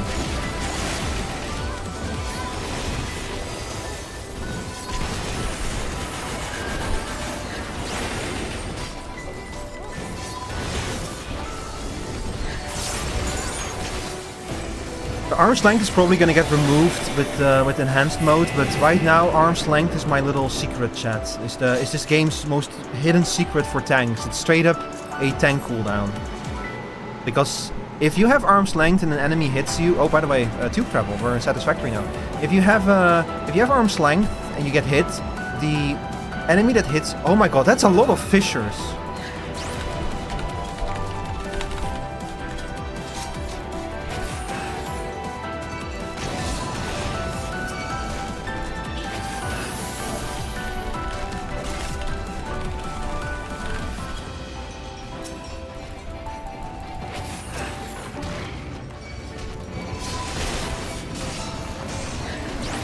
Crazy for them to just go like, oh yeah, by the way, there's this problem is on the whole world.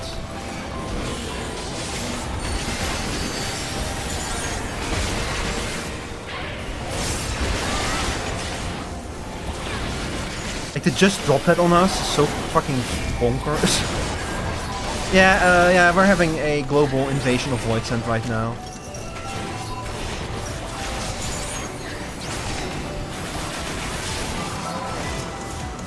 Where were you when the Void Sand attacked?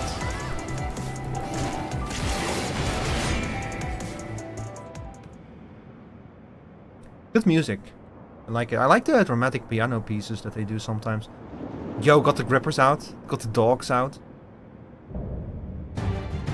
Master Manipulator Malphas. I feel like I've seen this design before. This feels familiar. Void Sand always with the fucking bright lines, you know? I'm sure we're about to find out why they're here.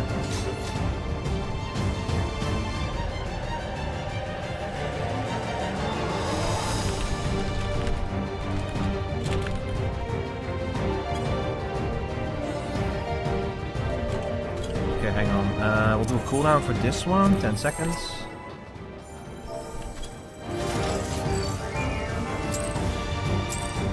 Three, two, one.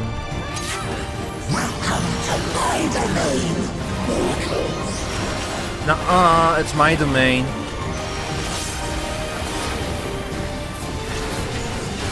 Yeah, you might have heard of me, the Warrior of Light. Yeah, this planet is under my protection.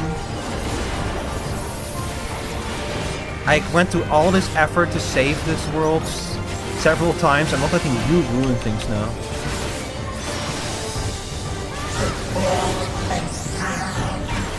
Uh-oh.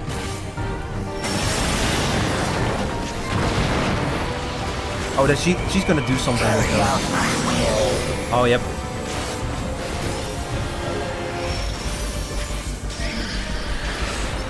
I'm gonna turn down the volume a little bit, chat. It is very loud. Yeah, that's better. Oh god. Oh, that's cool.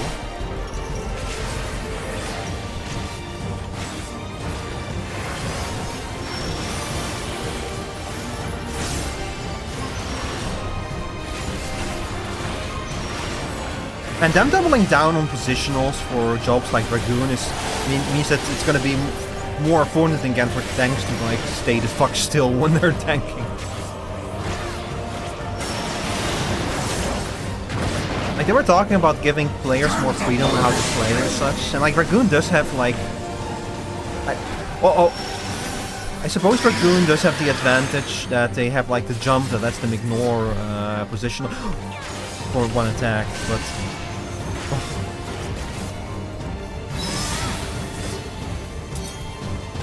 Need to be moving. Lots of these checks, these check mechanics right now. I wonder if it's like kind of a prediction for what's going to happen. Oh, even with Shadowed Vigil and TBN, it did a significant chunk of damage. That was the tank buster, y'all. That was a pretty harsh tank buster for a dungeon boss. But I guess I am not in max gear. My gear is nowhere near maxed out right now. Like I barely have a high enough gear level to be playing this content, so I suppose that might be why. Oh boy. Oh, they're moving!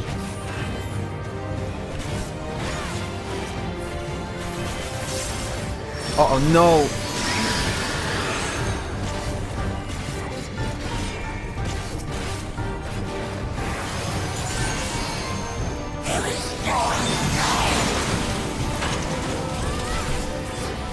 Oh! This is too much. Jesus. Oh. Please live.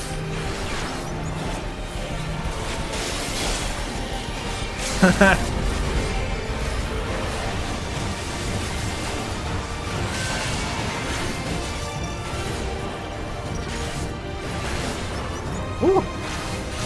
I am so happy that they stepped it up with dungeon bosses, by the way.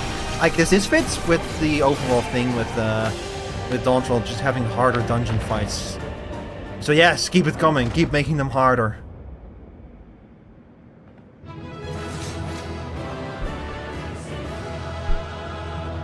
Go ahead, punish me in dungeons. I love it. But, oh boy, that was a lot.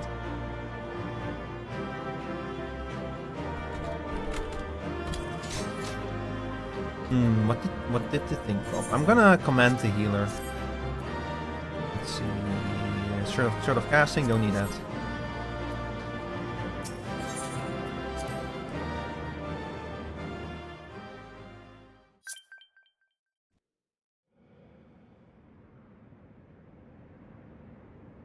What are you doing here? How many times do we need to teach you this lesson?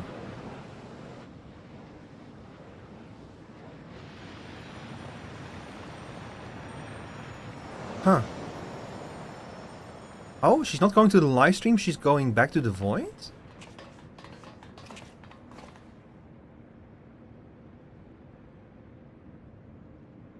I think that's all of them.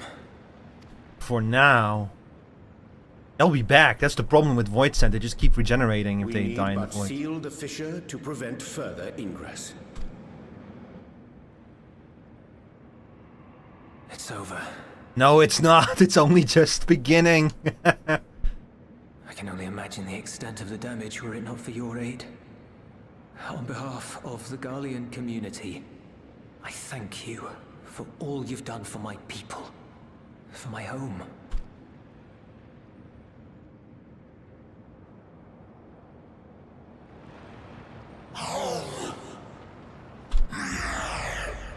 Oh, that sets something off in them. I shall close the fissure post-haste. We're probably about to find out what's going on.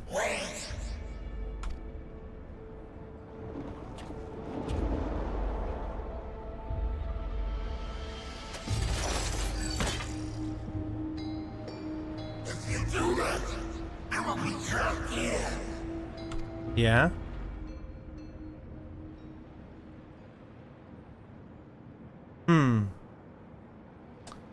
You risked your life in vanquishing the creature. Would you at least let me bear the burden? This is something that they like started doing in Civ 6.x, where they kind of made us realize that the Void Scent are kind of tragic creatures. Like they're kind of victims of a calamity that they didn't even want themselves. So I'm kind of, it's kind of cool to see them continue that. Like a regular dungeon boss like that actually goes like, wait a second, if you seal that portal, I cannot go home. I'm gonna be stuck here. But yeah, Julius, you can go ahead.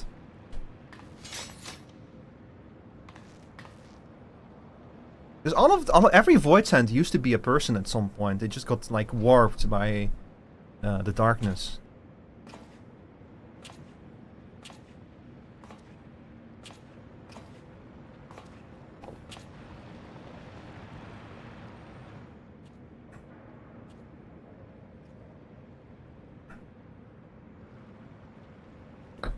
Well, you want to go back to the void? Why did you even come here then?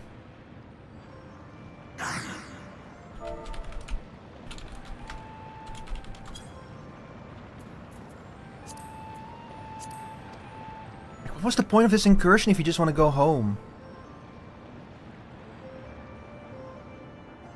Your kind have entered this realm before. Some seeking death that they might rejoin the life stream. But you would choose that dark, deathless place?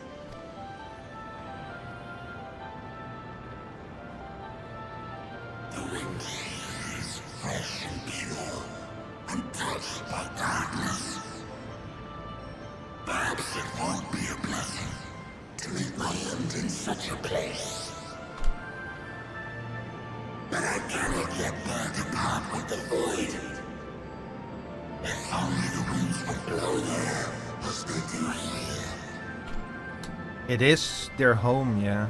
I long to return, to see my home unsullied, as it once was. I wonder.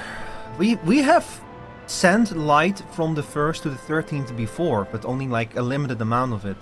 If only there were a way that we could just dump all of the excessive light from the 1st into the 13th, we would be able to heal both reflections at once, maybe. Or completely destroy them, that's also another option. We know that pain all too well.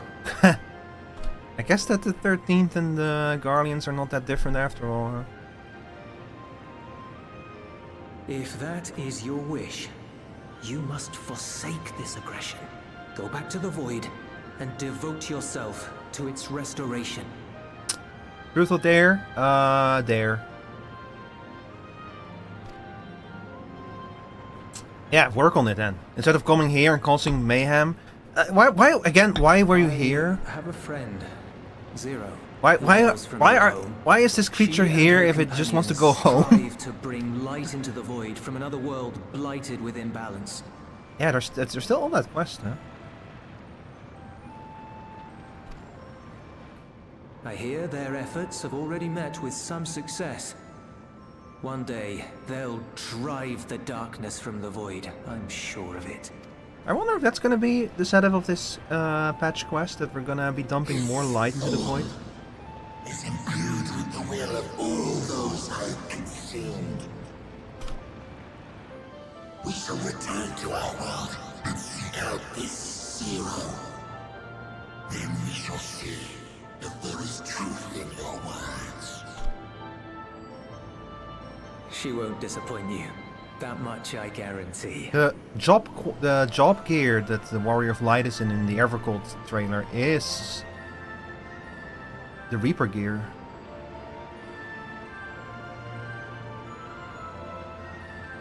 Say submarine rot stuff?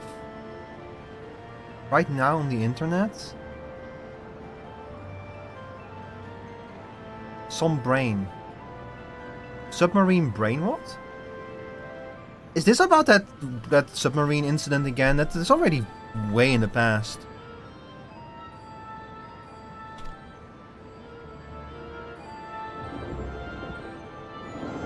What was the submarine called again? The one that was controlled with like a little shitty Windows controller?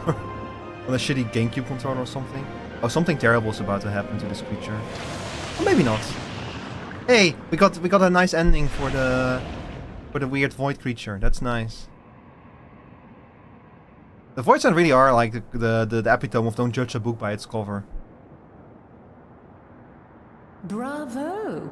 I think Zero will approve. Oh, Indeed, that was truly heartening to see.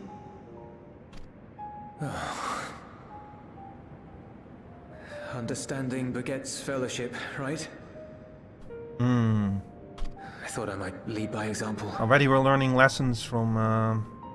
I like, by the way, how you can tell that Alphino and Alizé have been updated for the new graphics, but Julius's face texture is still from the old graphics. Well then, shall we head back? Either that or he has terrible acne. He has that pixel acne.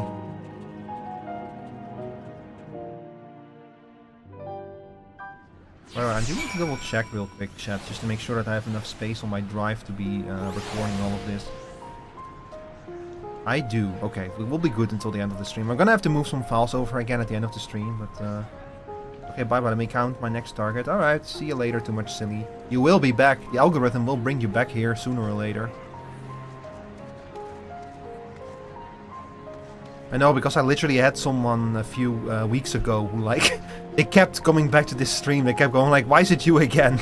I was like, I don't know. Why does your algorithm keep bringing you back here?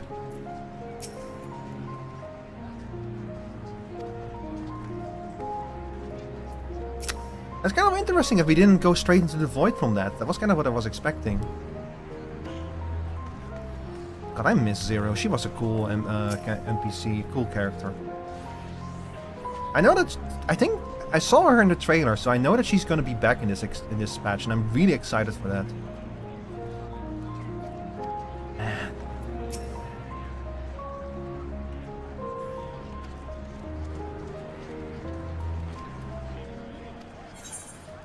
Where are they going with this? Let's see, skill speed, I think.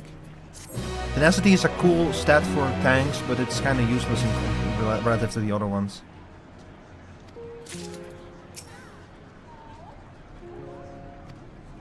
Good old Gulul Jaja. Man, I miss Gulul Jaja. He was a great character. Something weighs heavy on Tancred's mind. Yeah, what is it, Tancred?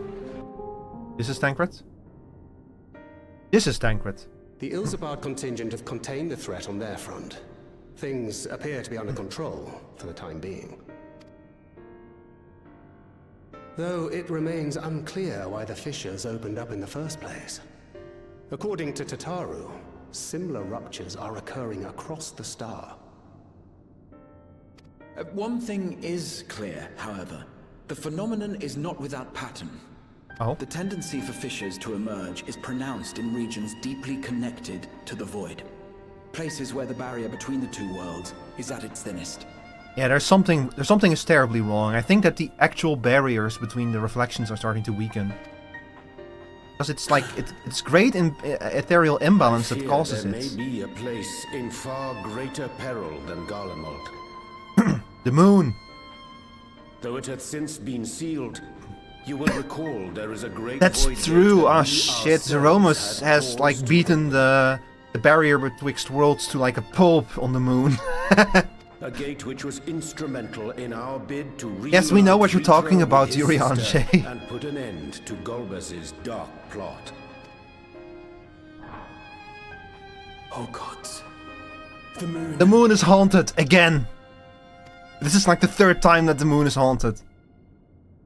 With our attention fixed upon planar fissures, I failed to consider this vulnerability.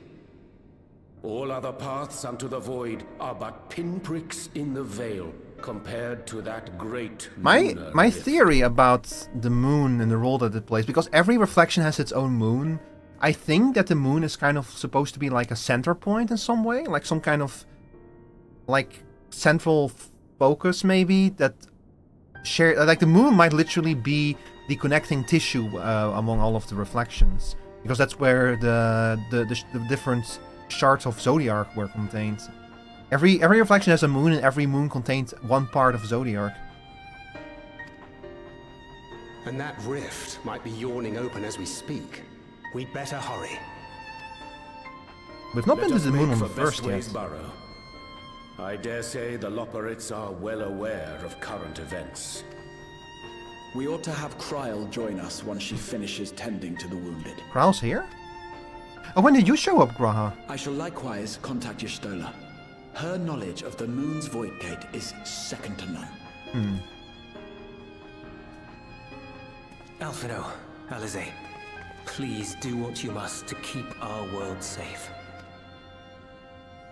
We'll be back before you know it. A quick word, if you will. Yes? What is it? Hey, it's me, don't worry. I'm not sure whether you'll run into Zero during the course of all this, but if you do, would you give this to her? Ah, he made her lunch. Emergency rations, in case of a protracted battle. Ah, that's so sweet. He made her lunch. You have a little crush on Zero, don't you? She likes dumplings. Honestly, I cannot blame him. I also have a little crush on Zero. She's so cool.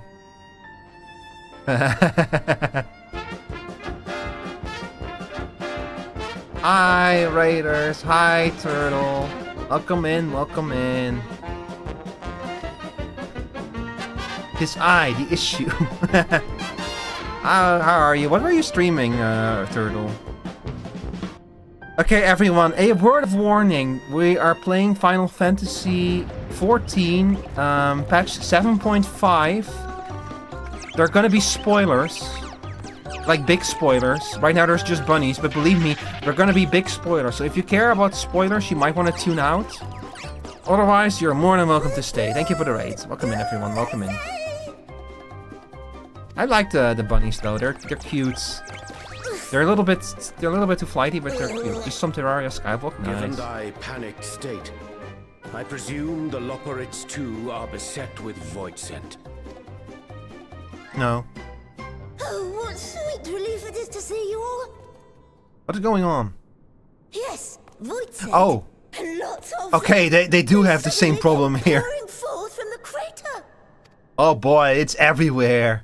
If I had dearly hoped to find my worries unfounded. If it's here, it might be in other... I wonder if it's going to be in other reflections as well. For some unknown reason, the void gate seems to have partially opened. Yeah, there's some bad shit going on. We dashed off to activate the brands and halt the fiend's invasion, but she hasn't come back, and we've since lost contact. I suggest we make for the brands without delay. How are you doing, Turtle? What were you doing in Terraria Skyblock?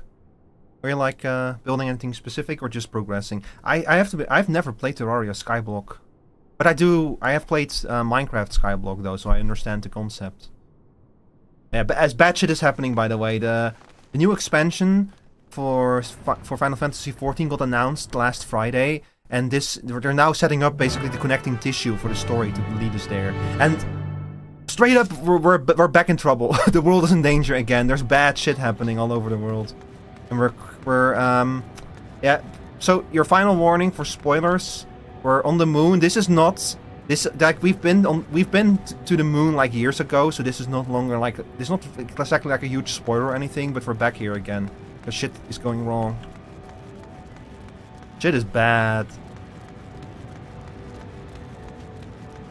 I do kind of like that. Like they keep bringing back the moon in the story. Like it still plays a very important role. It was not just a one and done kind of thing for Endwalker. God, I really like this zone. The music is so nice. It's like such a Final Fantasy staple to go to the moon.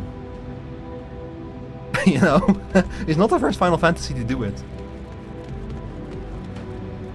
Hi, the little bunny. Oh. Bunny is in trouble. Hang on, I'll help you, Bunny.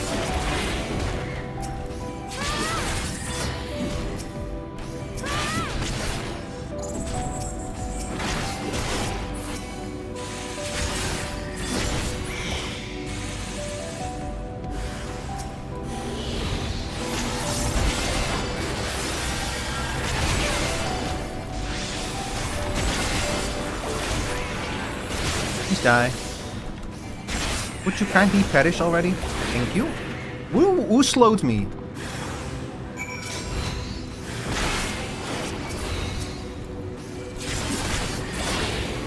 Oh my god, there's a lot of people here doing their... I don't like that you can always like help people out if you want.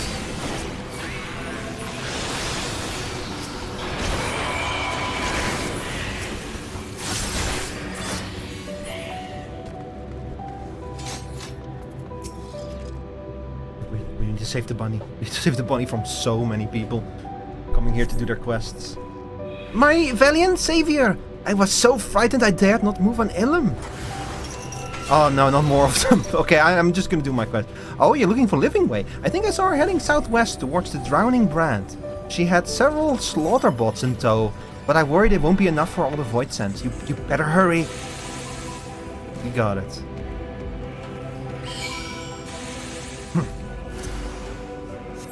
I like how, like, the void scent were literally not a problem. Oh my god, there it is. Yeah, there's a fissure.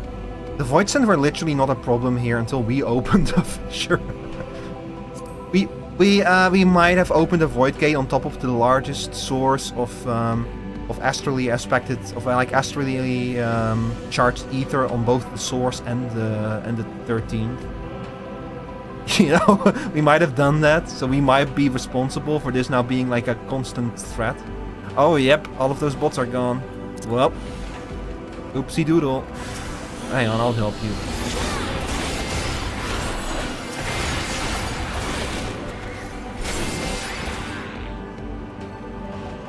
Hi, Living Way. How is my little fuzzy bunny?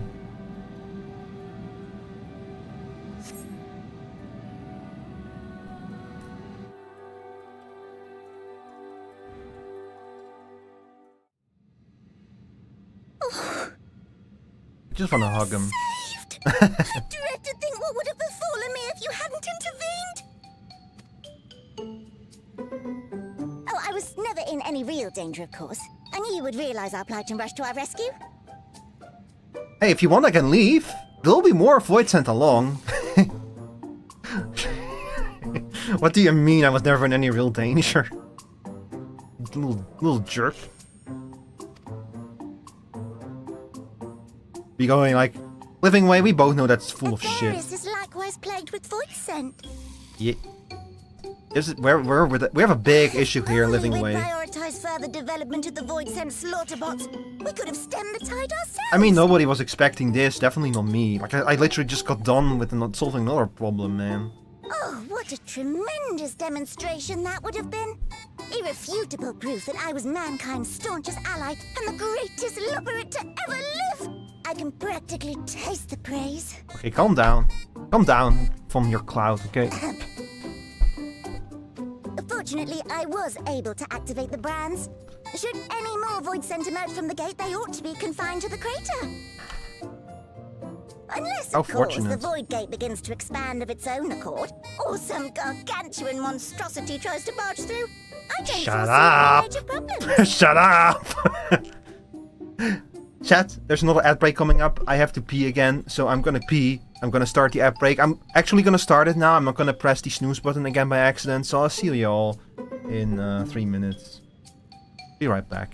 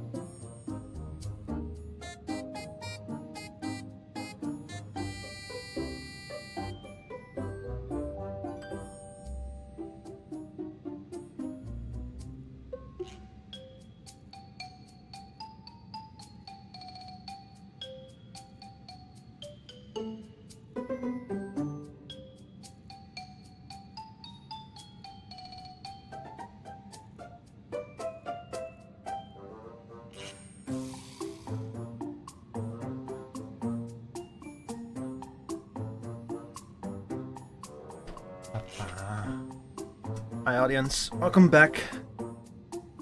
Alright, let's see what these Loporrits have been up to.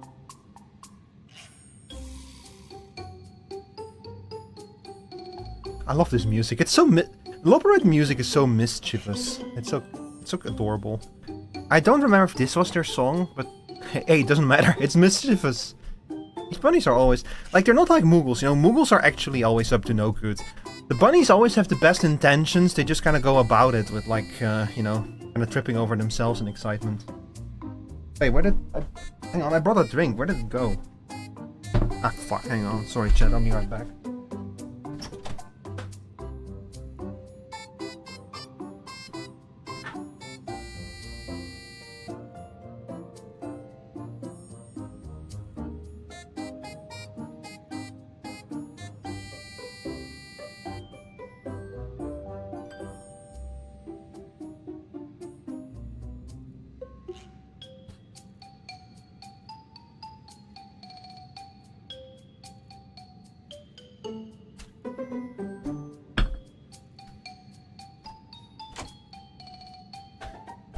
Okay, sorry about that. I forgot my drink downstairs. Oh, and I did forget the glass that I was gonna bring. Oh. That's okay, I'll just drink from the bottle, I think.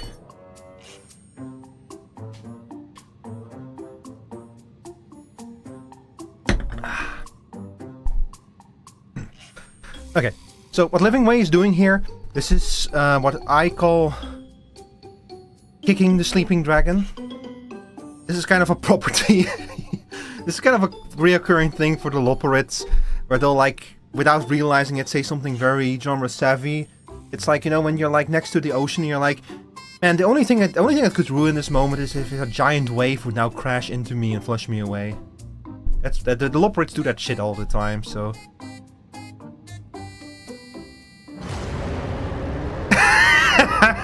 Called it. We're looking at each other like, did that just happen? Oh, nope. We're doomed. You're lucky you're so fluffy and cute, Living Way. Well, otherwise we would be having, we would be throwing hands right now. There you are. Grah! Catboy! I hear my Catboy near. And my cat girl, they're both here. I left the data in Shale's capable hands and teleported here as soon as I heard. And ere you ask, I made sure to bring the key with me. Thank you. Any breakthroughs in the 5 minutes since I saw you? Then the real threat yet awaits us. Probably gonna be the trial. Gorbez's domain beyond the Void Gate. What is going how on? He and Zero are faring. Yeah, what is going on over there? What are they doing over there?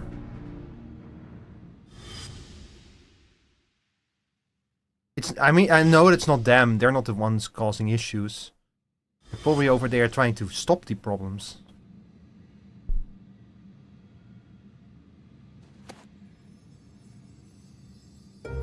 Oh, wait a second. Oh. By the 12. Oh, they're doing the thing from the teaser trailer. Yeah, so they are connected then.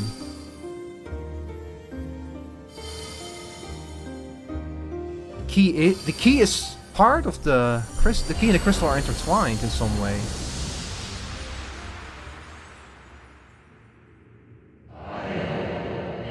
The gift of ethos. What? What is ethos? Yours is a journey without end, conceived and guided by principle. That's an ancient voice.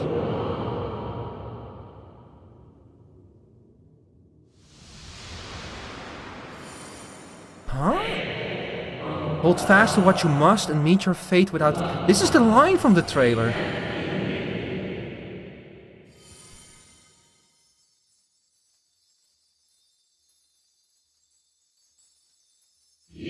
Go forth, discover, unite the stars unto one. Yeah, so that was the goal all along then. Let none bar your path.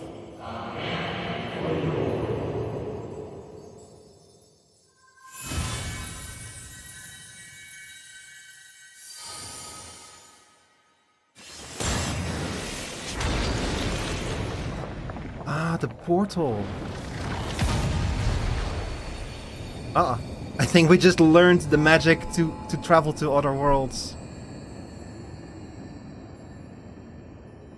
Yo, that's so early? I thought this was gonna happen in part 2. The head in your way! Let them go. That was Golbaz and Zero. Go on. Go forth.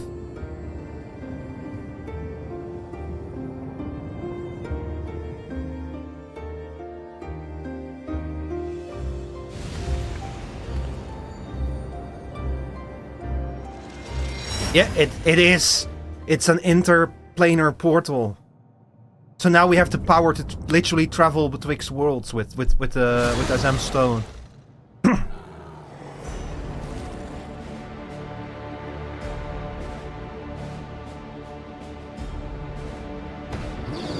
Hi, 'tis I, the warrior of light. Yeah, I should have probably overthink this a little bit more. Yo! She's back!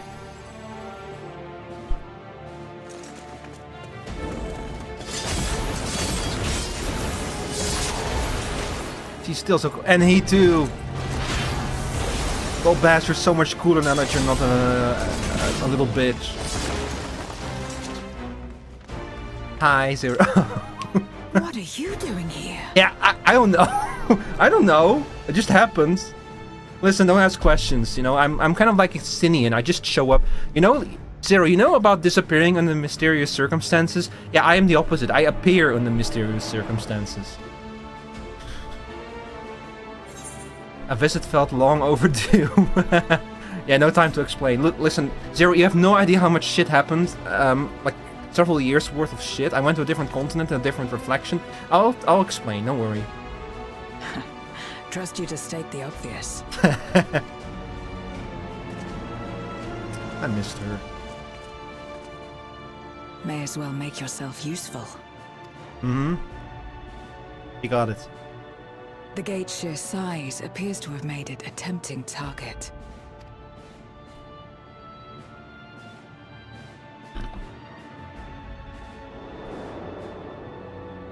Ah, there we have him.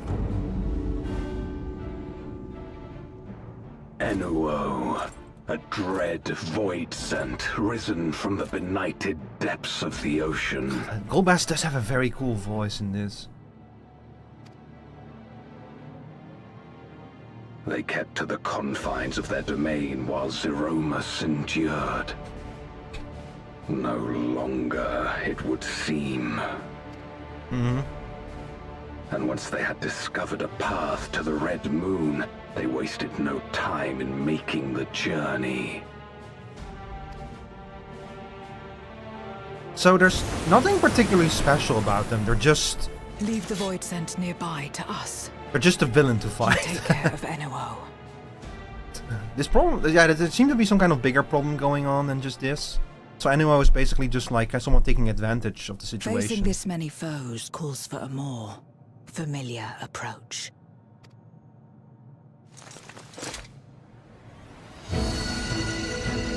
Ooh.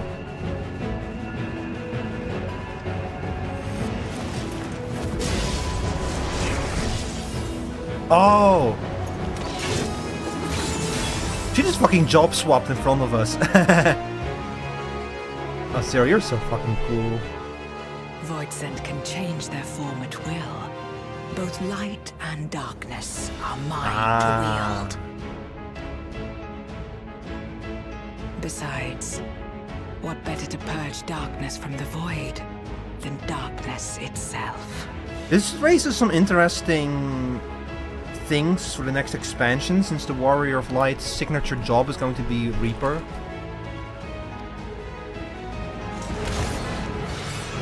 The Void is absolutely going to play some kind of role in all of this, I think. And he's a Dark Knight, of course. And I'm also a Dark Knight. Man, Evercold really is going to be Shadowbringers 2.0. Anyway, I'm gonna use my old trick again. I know a new trick, but the old trick is still works. Who dares face me? A mere mortal. Yep, it's me. Hi. Come in search of power, renown. I'm kind of a big deal, you know. I fight to end this world without end. All who stand before me shall fall. Is that the fucking original chiptune version of the FF4 battle theme? It feels inspired by it. Yo! No, wait, hang on a second. This goes hard, actually.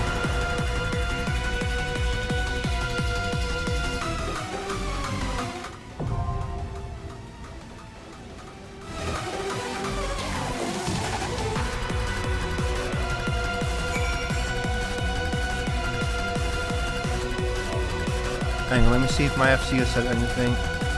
Nah, I'm just gonna queue up. I think that because I'm playing it so early now, I think that like most of my FC has not actually gotten the opportunity to do it yet. Can I fall off? No, not yet anyway. Oh, this looks fucking sick. Yeah, so we're down here somewhere.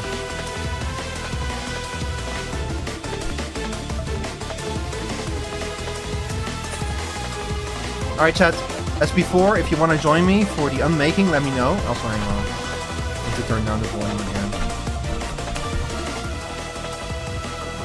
Otherwise, I'm just gonna queue up.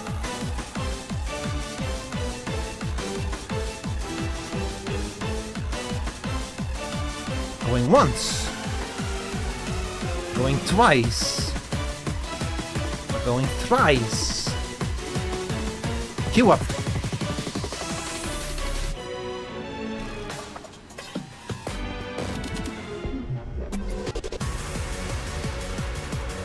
Not insta-queued, that game.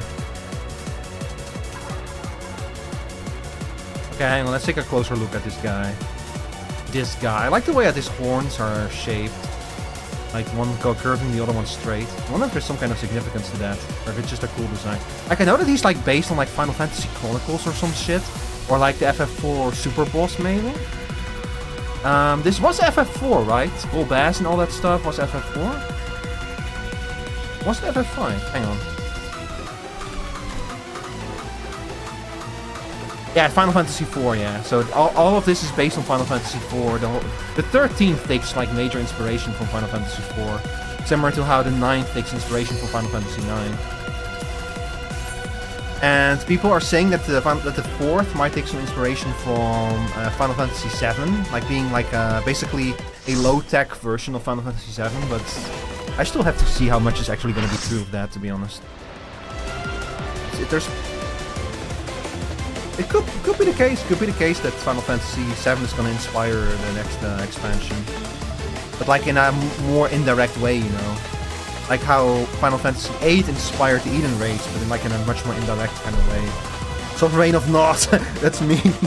King, literally King Nothing.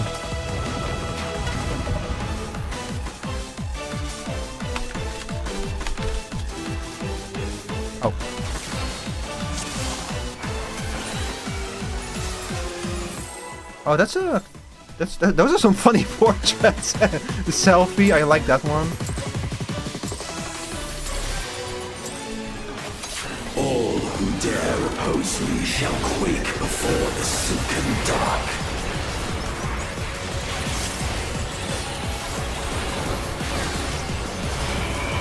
Meteor Rain.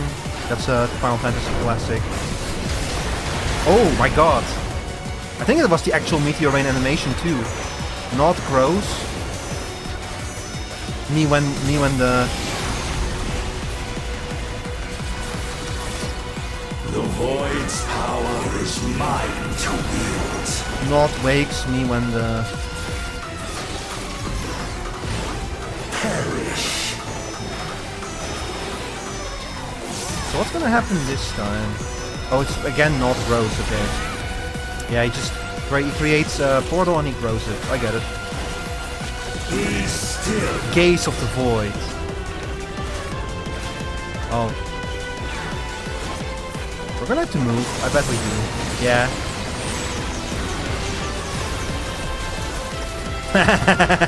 Oh, I love mechanics like that though. That's always such a cool pattern. Uh-oh.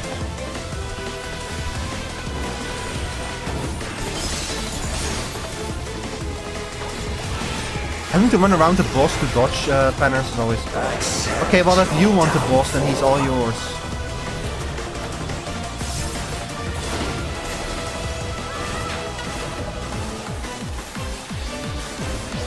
Not hunts another.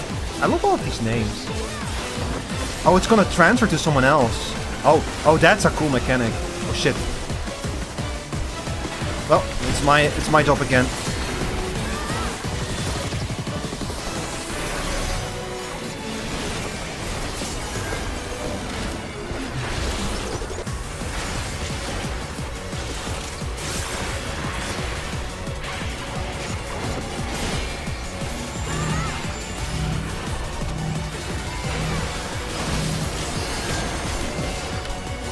I love this song, by the way. This is such a cool remix of this theme. Oh. What the hell are you doing with those... Oh, no!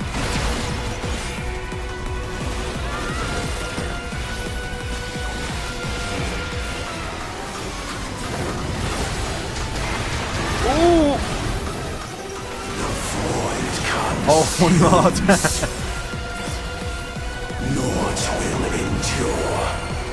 He's gonna do something. Neither past nor future. He's pulling his cock out.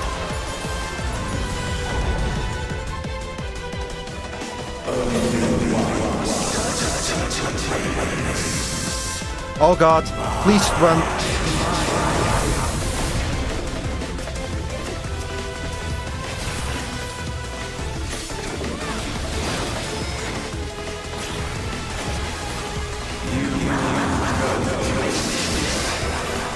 It's one of those.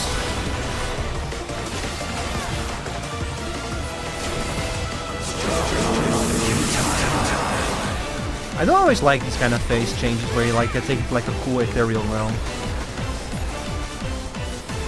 Okay, did we get them all? I think we did. Beacon in the dark. Oh, that's cool though. This reminds me of the end of the Ivalice raid. And you have to do all the weird shit with Ultima. Oh, we actually have to literally break it? This is a cool trial though! I know they've been trying to stab it up again with the trials and shit, but this is fucking sick. But I'm so excited for but they're killing the 2-minute meta.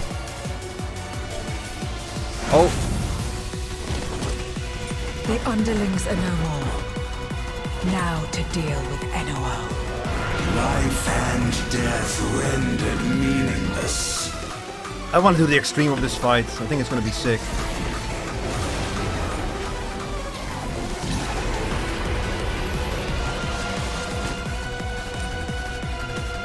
Do your thing. Light, protect us. Yes. I will not yield my domain. Oh. Such is the power of the void.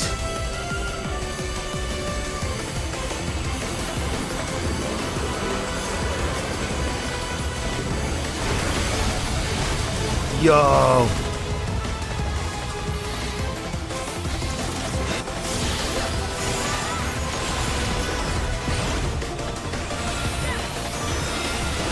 Not gross.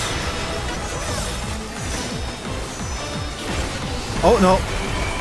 I did not see that one coming. Void shall never cease to be. My power is absolute. Oh! That's not good.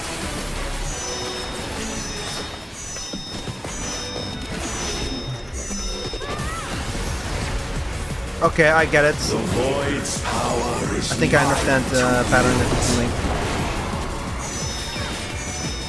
So that means that he's going to pull both of them in towards it. Yeah. No, if he goes, so if he sends power 2. Must it all bound cease to be.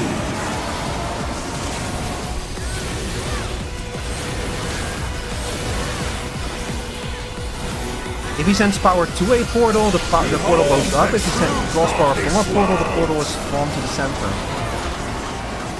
I get it. I think. Accept your downfall. Oh boy.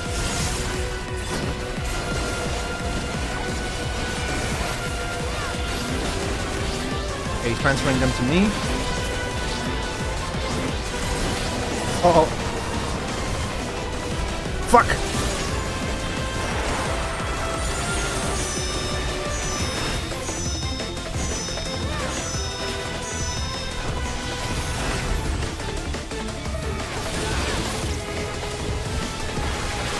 I mean, I probably could get gotten away with that with Living Dead, but the healers were on top of their game, so they kept me alive.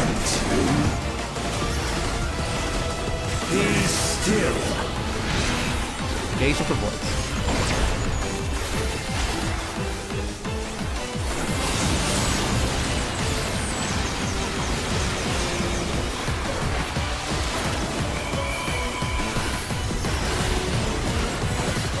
This fight is fucking crazy though, I love this.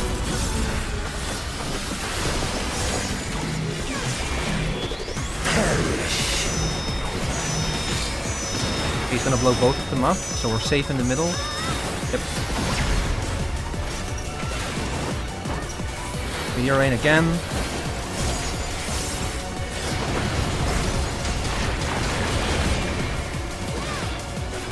Kill him! Kill him! Yes, nice. They must be sealed away. Do your thing, Zero. Yeah.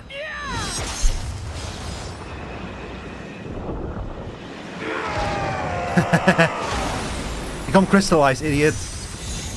Become memorialized. Stupid.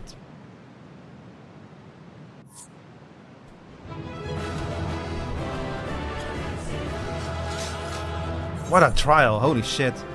Okay, let's see. Well, I'll comment the healer. They were doing. They had to do a lot of work.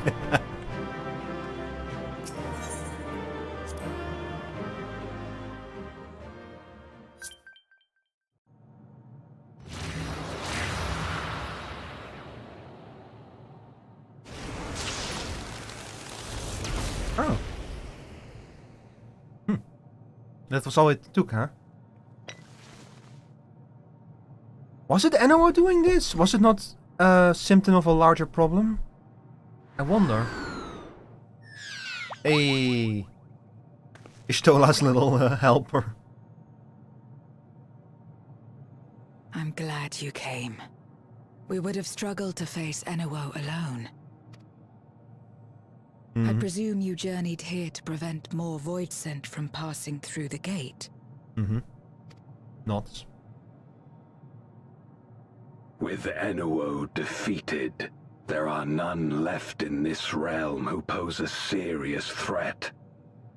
I dare say the problem is resolved. Yeah, I don't think so. I think that things are only about to get worse. The last Voidsent have been emerging from fissures across the source. Yeah, that's the problem. And they don't even seem to know why they're doing it. I keep thinking back to that one guy who was just like, I just want to go home. Alarm indeed. Tell us more. Something really bad is happening, though. The barrier betwixt worlds is getting weaker again, I think. So the breach wasn't limited to the Void Gate. Have you two just been on the moon this whole time? For better or worse. Precious little has Oh. changed in the 13th since the Romus fell. Have you noticed anything unusual? I know not the reason events have unfolded this way, but there is, perhaps, an explanation as to why the Void Gate and the fissures opened. Yeah? Here, in my domain, even the slightest change is keenly felt. I know, literally it was just a symptom. When the gate opened, I sensed not the workings of some external force. It's a natural occurring problem then. Rather, it felt as if the barrier between our worlds was weakening naturally, moment by moment, until the two came to meet. Yep. It's all tumbling down. We're in big trouble. And you think this weakening could be happening elsewhere? Yeah, it could be not just between the 13th and the source, it could be between all the reflections. 'Tis a possibility. But the 13th will be the first one to feel it because they no longer have their barrier. What of Razatan and Garlemald? Ah, they're fine. Yeah, speaking of Razatan, I wonder how things are going over there. Eulus took mercy upon the interloper. Mm-hmm.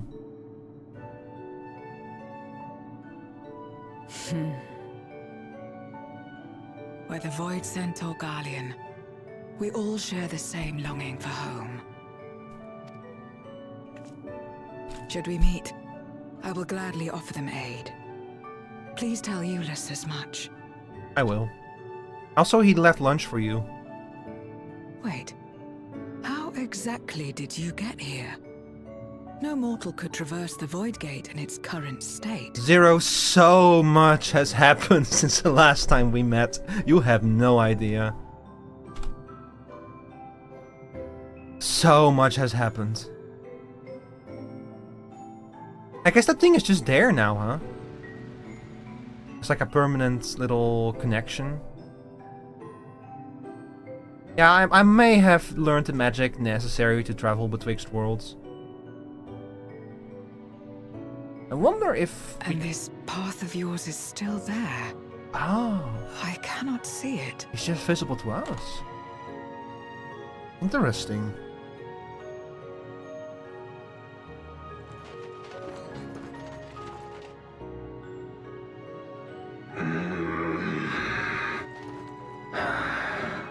Nor does it reveal itself to me. Perhaps the path serves only the key bearer. That's interesting. Even within Golbez's domain, he cannot sense it. Huh. So it is not a means to travel freely back and forth. Ah, damn it. A pity. I would have liked to see my friends again. It's only we can use it. That's a shame. But also kind of makes sense that it would only work for the key bearer. Maybe we'll figure out a way to use it for other people as well. Hang on, I'm gonna have to plug in my phone chat. The battery's getting lower again. Here we go. Now seems like an opportune time to give Zero the parcel Julius prepared for her. Yeah, oh yeah, Juno, Zero. Got some lunch for you. Message to Myra Lamentorum. That key of yours intrigues me. Had my former self known of its existence, I might have sought different means to reach the source. Golbez, the thing is that like lots of people have been trying to take advantage of it and they barely manage, so I don't think you would have figured it out. I'm gonna be honest with you. Oh, I guess I can go back? Nah, we don't want to go back yet. I do like how this is literally just the Myra Lamentorum map, but everything is red. And the structures are missing. It's kind of like...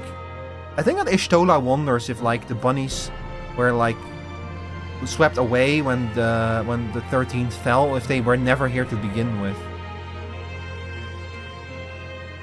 It also raises the question again, how far, like where the reflections actually are located. Like in space relative to the source. Because we are clearly in space, but how far does the Sun Ring go? It would be weird if it was like the whole universe, because I don't think that anyone would have that kind of power. Yeah, that's over there is where normally it would be the entry point, where the castle would be with the Watcher. So that means that normally the world would be visible over there. So if there was just roughly in a spot where you would expect it to be, just like this one is completely dark, of course.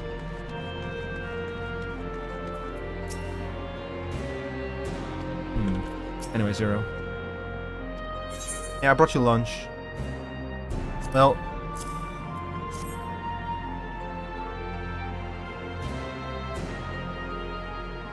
that smell. Food, is it?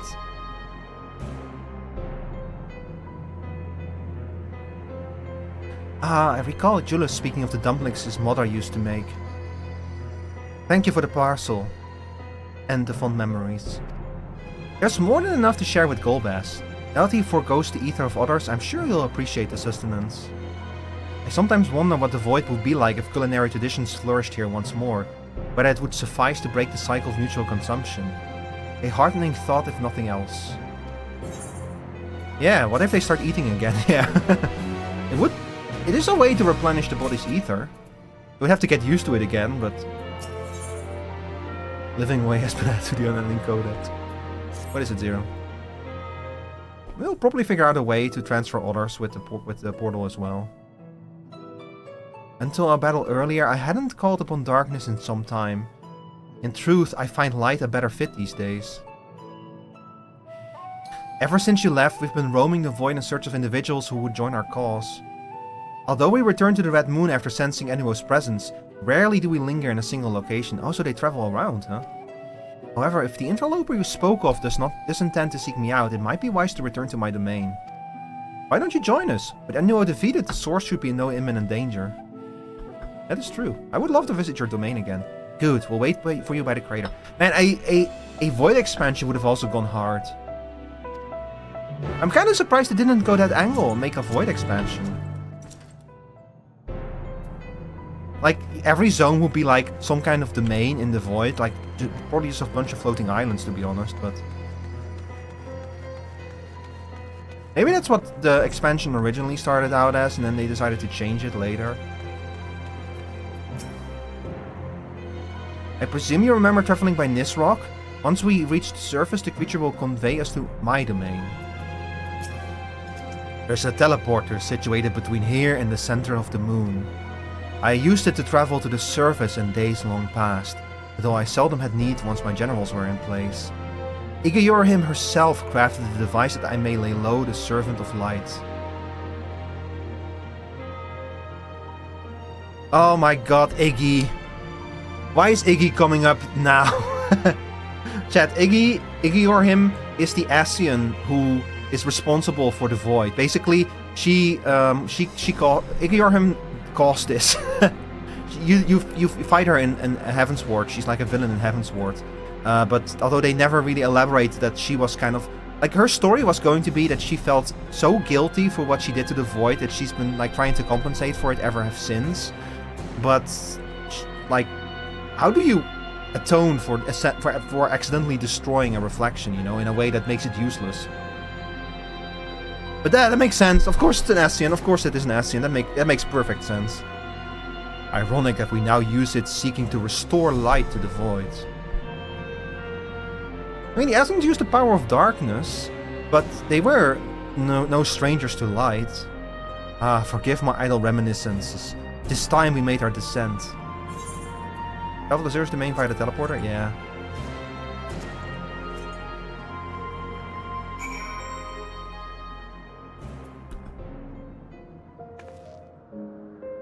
And it's been a long time since we've been here. There are many in this domain who still fear me. I shall remain here to avoid needless provocation. Though it was not always so, many who live here now have chosen to do so because they support the cause. Indeed, if our numbers continue to grow, we may require more territory. Thankfully, we were able to harness the residual ether from Barbaricia's domain. Those reserves will enable me to expand mine as the need arises. Right, we had best prepare for our potential guest. Join me in my abode when you're ready.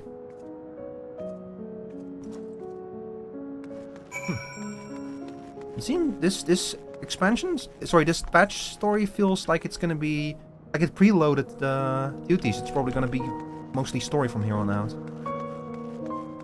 God, I wonder what kind of cliffhanger they're gonna leave us off on. It's gonna be a long wait for the part 2 of this story. It's not gonna be for like another 6 months or something if we're gonna get part 2. Oh god.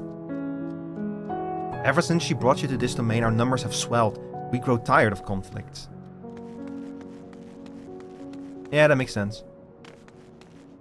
Honestly, if I was a Voidsent, I would also be like, oh god, do we have to do this every day, man? Just leave me alone.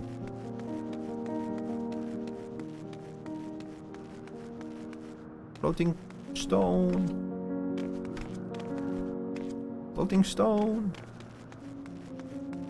I wonder what this place was before it was destroyed. Like, if this shard is inspired by Final Fantasy IV, then this place is probably inspired by a city in Final Fantasy IV. Hey, Siriato, I remember you. Didn't you eat your friend? Farfarello tells me Golbastins are fighting. Oh yeah, if I eat... Siriato ate Farfarello because Farfarello was afraid of Barbariccia. Y'all need to stop eating each other. Like, I'll teach you how to grow, like, plants and shit. I'm sure that that Charlian knows a plant that will grow in the darkness. Doggy. Hi, doggy. Well, I appear to have made a complete recovery after the ignominy of starving to death. Maybe my fellow Voidsent here can be trusted. Did you starve to death? I already forgot. Chat, it's been like 3 years or something since I was here. This came up in like 7.3, I want to say, or 7.2. And we've not been back here since then. It's been a very long time. Sorry, 6.2 I think was when we last were here. So that's like 3 or 4 years ago at this point. It's kind of cool that they just kind of... I think this is like... We knew earlier that like not all Voidsent are completely evil. But I think this is the first time that you just hang out with a bunch of them. They even have like a follow-up to like a little... There's like this storyline where a scholar tried to like summon a succubus because he was like down bad with succubi, and he accidentally summoned like a tentacle monster. And he like lashed out at it in fear. And you find like a tentacle Voidsent somewhere here who says like, yeah, this one time I got summoned into the source and this madman started attacking me and I didn't know what was going on. Like literally just ripped out of the void into the source. Like didn't even know what's going on. Didn't even want to fight, but just got like someone chained to a bed and attacked by someone with a sword. It was so funny to years later hear like the other side of that story. And to be like I didn't even want to be summoned. It just happened, and he just started attacking me, and it was scary, and I wanted to go home. I waited an eternity for Zeromus to save this world, but my faith was misplaced. In the end, it was Zero who brought us hope. She's the reason I keep coming back here day after day. Yeah, kinda cool that they're like actually doing Passage of Arms here. Like the actual animation of it.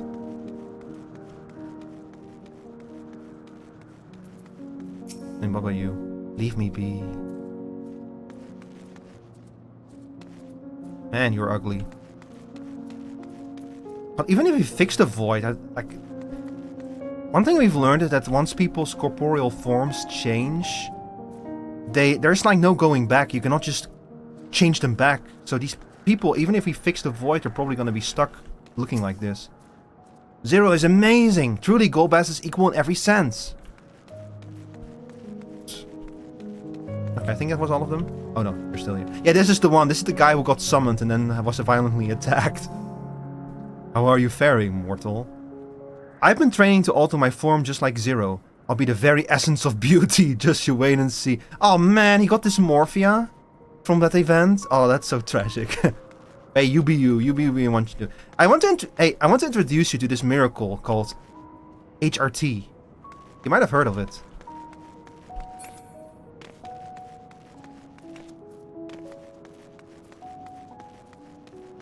Huh, there's more over there. This place is bigger than I remember it being. Hey, where's Zero's house? I've spoken with you, right? Yeah. Oh, he must have deserted from Golbaz or something. Ah, here it is. It's kind of funny that she has a house at all.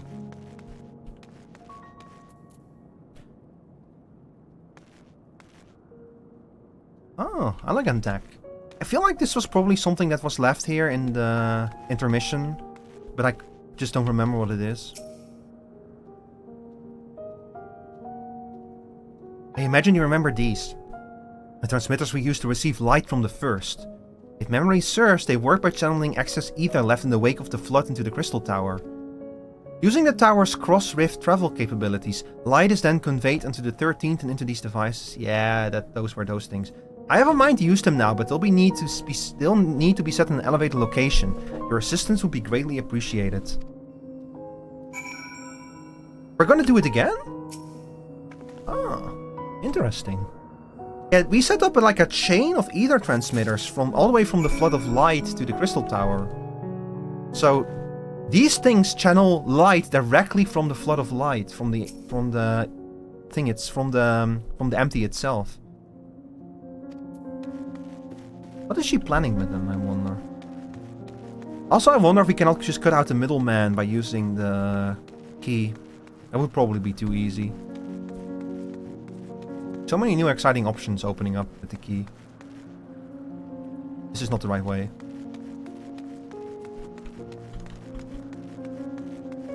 Oomstutuf is messaging me.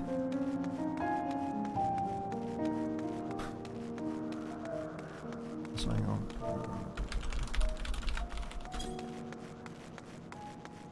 Hey, huh? Oh.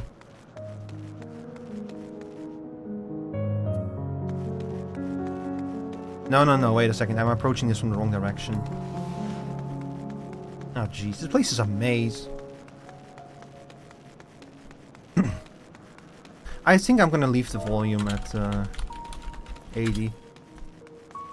Yeah, here we go. Oh, there's someone I've not seen there yet. Troyan manservant? Oh, they're all taking a shower. God, that water looks so gross.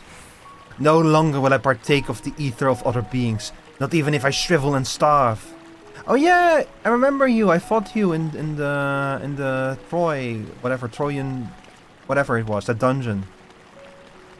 I remember a whole bunch of your heads having like some cool mechanics. It's kind of cool to see like actual changes. If there's one thing that this game does well, it's like appending the status quo in story.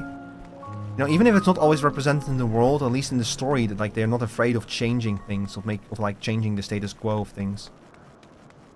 Like the void being like becoming like less and less of like an unknown threat, and more until it's just like kind of a tragedy full of like people who actually want to improve things, you know.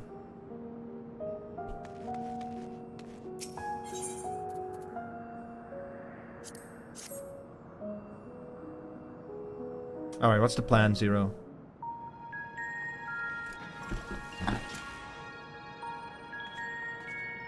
Upon activation, these transmitters will shine with light from beyond, sent courtesy of our ever-watchful friends. They will serve as beacons in the dark for those that would seek me out. Ah. Might draw in more than just...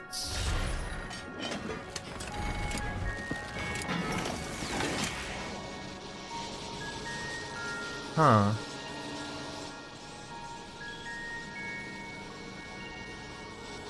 I wonder. There we go. I wonder. Chat would be crazy if something went terribly wrong right now, huh?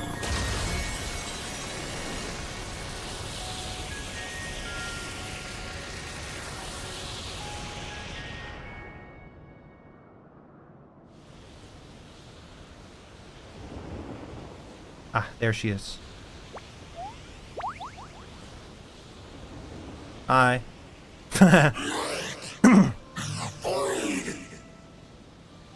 Malthus. I did not expect to see you here. Yeah, I tend to appear under mysterious circumstances. I am Zero, and this is my domain. 'Tis a safe haven for those who abhor conflict. Among those gathered here, many aspire to restore this world to how it once was. So we have, hang on, we have the first suffused with light, we have the 13th suffused with darkness. If we can try to balance those two out. We have the 9th suffused with lightning, and we have the 4th suffused with ice. And ice and lightning are also each other's opposites in the elemental wheel. Why does she have a flower head? Because she's a void sent. Also, hi there, Leon V. Basically, all the people in this world, they've been warped by the darkness. That's why they all look like monsters. Except for Zero, because she has special circumstances. But this person over here, they got warped by the darkness into this form. Indeed. Though how long the endeavor will take, I cannot say. But for those of us abandoned by death itself, what do we have but time to try, and try again? The Ascians gave up on this place, though. Very well. This light is ample proof your comrade spoke true. Is this Zero the main character? To restore our world. You shall have my No, the cat girl you see, that's the main character. That's my... we're playing Final Fantasy XIV, which is an MMORPG, so my own character is technically the main character. But Zero, for all intents and purposes, is the main character of this particular... of everything that takes place in this world. This is just one of the many worlds and areas in this game. And you shall have mine.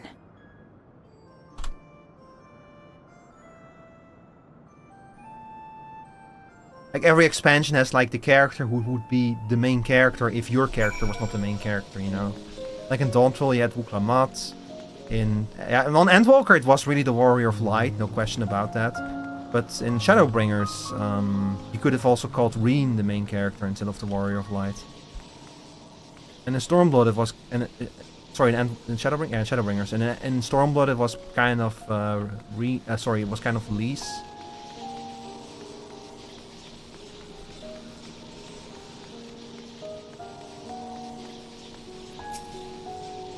It would seem Julius' intervention has helped forge a new bond. Thank you for bringing word to me. I gather you'll head home sooner rather than later? These feel real different from the Final Fantasy I've played. Yeah, this one is an MMO. It shares a lot in common with Final Fantasy in regards to stories and symbols and writing. But the actual gameplay is that of a modern MMO.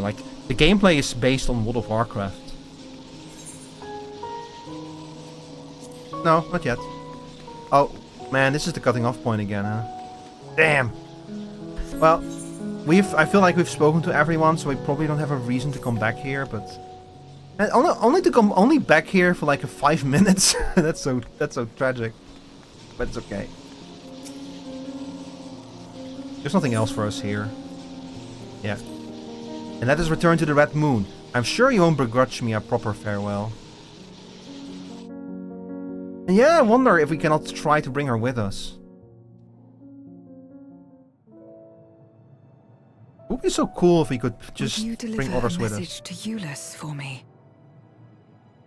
Tell him that we're making progress towards rebuilding our home. And I hope that he is too. Yeah. By the way, he totally has a crush on you. Memoria will be safe here.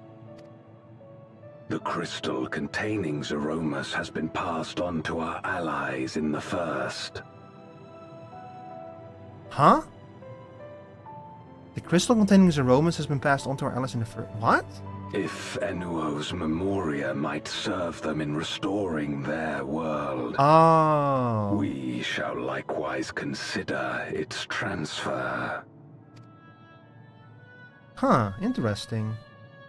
How much simpler it would be to aid one another in our respective fights, were it not for these boundaries between us.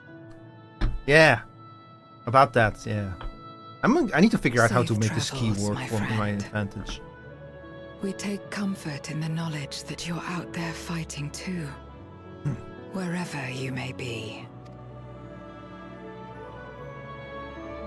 I've been very careful to establish that this key is like an outlier. That it's like a unique property that only we really have access to. Oh, the gateway remains behind. Huh. I guess that's what the key probably does is it rejoins two locations in a way that we can travel through it. And we just disappeared out of nowhere in front of all of our friends. No luck, I'm afraid. It appears she's not in Mare Lamentorum. Yeah, about that. It must be scary for them that we just disappeared like that. Hi.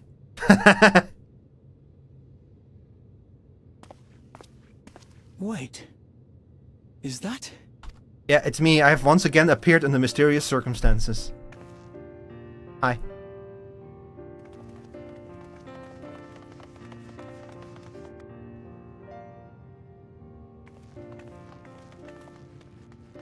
God, you had us worried. You suddenly disappeared. We didn't know what to think. I like how Alice always sounds so accusatory when we upset her. She's right, honestly. We should not upset Alice that much, poor girl.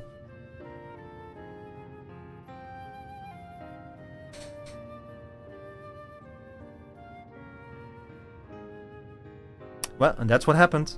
Crazy shit, huh? Shortly after you vanished, the Void-Scent incursion abruptly ended. Yeah, I imagined it would. We surmised you had a hand in that, but never did it cross our minds that you were fighting alongside Zero and Golbez. This golden path you said you traversed wasn't visible to us either. Nor did we hear a voice. Ethos. Might this be the key's true name? Ah. Could be, yeah, Ethos. Or it's something like While many Ultima, where it's the mysteries name remain, of a being from for beyond. now, I am glad to learn the state of affairs in the 13th. Golbez's suspicion that the barrier twixt worlds has begun to weaken. 'Twould certainly explain the surge in fissures manifesting in the source. Yeah, it's kind of concerning. Yet what could be behind such a phenomenon? I'm sure we're about to learn. Yep, on command. Hi there. I have a lesbian friend who's been down bad for Halmarut, and I'm sure that she's excited for this moment. And who might you be? Not a Void-Scent, I'd wager. So now it's gonna be the interesting question. Halmarut is an Ascian, but is she gonna be our ally or her enemy?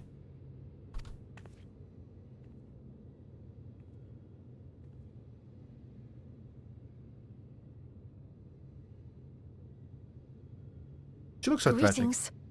Okay, chat, this is where I'm gonna take a quick break, because your boy has to use the bathroom again. I'm very sorry, but I'm gonna start the app break, because we're only 3 minutes away anyway. So be right back.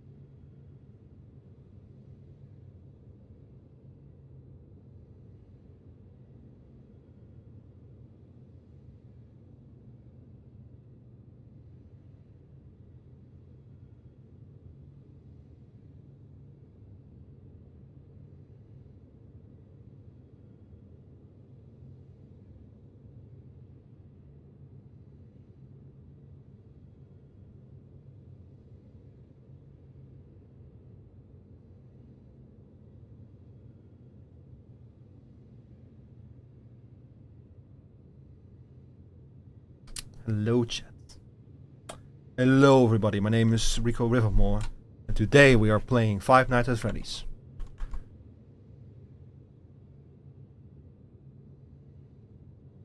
Give it a few seconds, chat. The outbreak is almost over.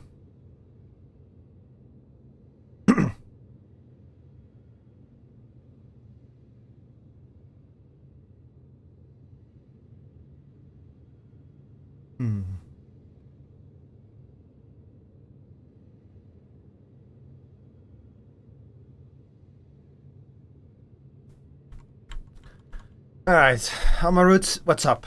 Are you an ally? Are you an enemy? Please don't be another enemy. I'm so sick of fighting Ascians. Please just be reasonable.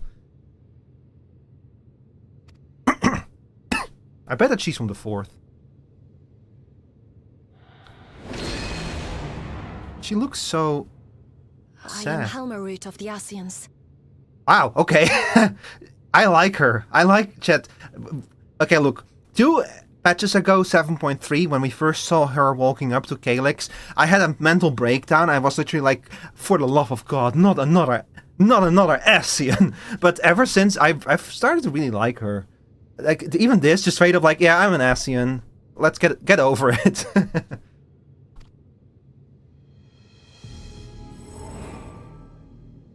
She looks so sad. We are your sworn foes, I know. But on this occasion, will you not put away your arms? You're terrified? Oh, you should be. The Ascians were the main villains of this last major story arc. We've been fighting these guys for over a decade. And I thought that we were done with fighting them because we solved all of the problems and everything. And now there's suddenly another one of them. Like, we knew there were some Ascians that we hadn't met yet that just didn't play a role in the story, and now suddenly one of them is relevant again. And when there's an Ascian involved, it's usually a bad sign. But in this particular case, she does not seem to be... their old plan is completely unexecutable at this point. They can literally not do what they want to do anymore. So the question is, what is she up to? What is her motivations? Because just because she's an Ascian, it does not mean that she wants to bring about their old plan. Why has the stream been so dry on YouTube? What do you mean? I've been hydrating.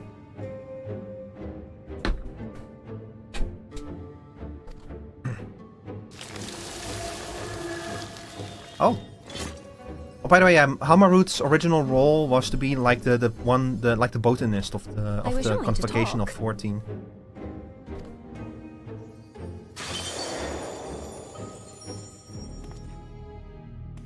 Why has nobody been on it except me? I don't know. Also, Monokuma, I'm once again bringing up that I don't like it when people talk about how many people are watching while I'm live, so please don't do that. Chance.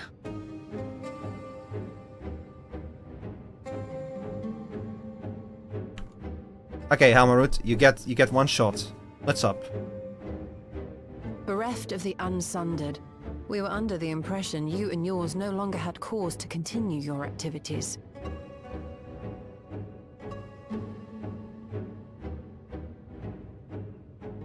Yeah, Ishtola says it exactly as it is. I thought that you guys were done for.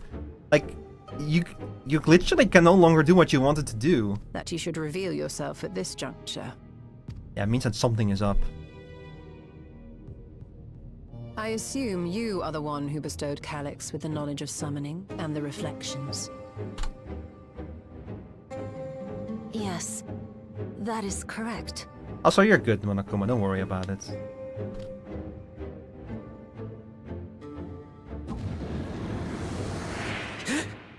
Oh my god!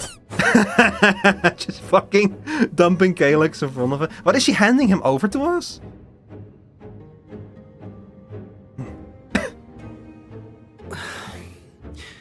Was it necessary to reveal my present form as well? Oh, I love this little shit getting fucking embarrassed. His girlfriend embarrassing him in front of us all. Calyx. So he succeeded in transferring his memories after all. Like, initially I was a little bit like, oh my god, why did you save his ass? But then, like, ever since he, like, we kicked his ass last time, he's just been like a fucking embarrassment. It's so fucking funny. It's almost funnier than just being done with him. Stupid ass scroll, yeah. Don't believe it or not, but this guy, there's the guy in that scroll, and I mean the mind uploaded to the scroll, because he is a digital construct at this point, was actually a very important villain. Be at ease. Even were I to occupy a combat-oriented vessel, I would not have the ability to defeat you. But he's also an extremely intelligent person, by the way. Like, he literally says here, like, yeah, I cannot fight you, Warrior of Light. He came up with a very smart plan, and that plan failed, so he also realizes, like, well, shit. Fuck, what am I gonna do? There's no stopping the Warrior of Light. You destroyed my plan, my life's work. I have naught to replace it, nor will I ever regain what I once had. Yeah, buddy, look, if your life's work had not involved the deaths of countless people, I might not have stopped you, but it did, so, you know. Eisen level plan? I guess so, yeah. He was a very good villain. Like, literally the first time you meet him, the first thing he does is he tries to strike you with a lightning bolt that has all the power of an entire city behind it. Like, he literally shuts down an entire city just to hit you with one single super heavy blow, and that fails. And only when that plan fails, he reveals himself and goes like, well, that was supposed to kill you, but it didn't, so I guess that I need to fall back on another plan. So he's a very good character. So far, anyway. But now he's stuck in a stupid scroll costume, in a fucking scroll robot, and now it's very hard to take him seriously.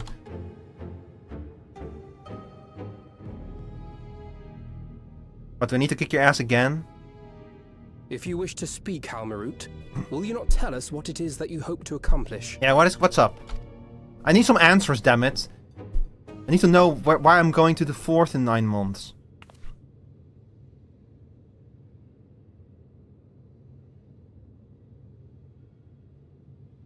As you know, our star Aetheris was sundered into 4 and 10 shards in the time of the Ancients. Yeah, by the way, we're gonna have some big lore and big spoilers as well for the story here right now. So, once again, reminder that if you do not wish to be spoiled for the story of Final Fantasy XIV, that I would strongly recommend tuning out. If you don't care, however, you're more than welcome to stay around. And also, if you've never played this game before, these spoilers are so far into the story that likely nothing here will make any kind of sense to you. You know, if you miss the context for a spoiler, it's barely a spoiler.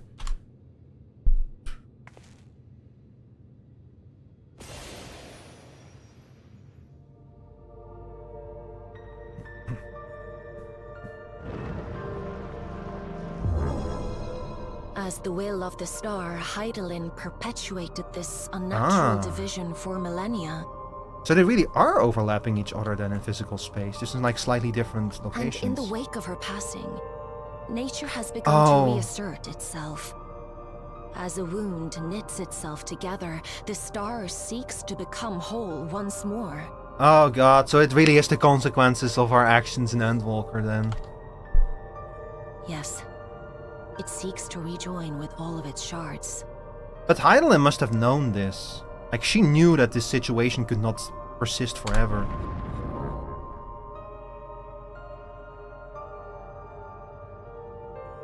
Unlike the one we Ascians attempted to orchestrate, however, the star's rejoining will afford mankind no special treatment. All life and matter will be condensed into a single whole and remade for a new beginning. A complete rebirth. Uh-oh. Big Bang.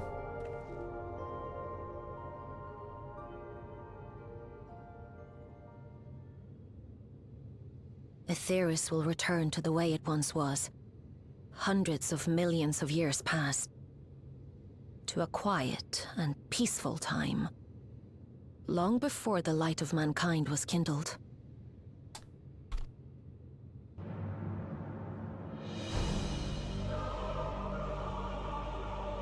That is why. Supposing for a moment we believe you. How can you possibly know all this? That is why Calyx was looking for a way to transfer people's minds into digital constructs. He wanted to prevent us. He wanted to be able to carry us all over when this happened.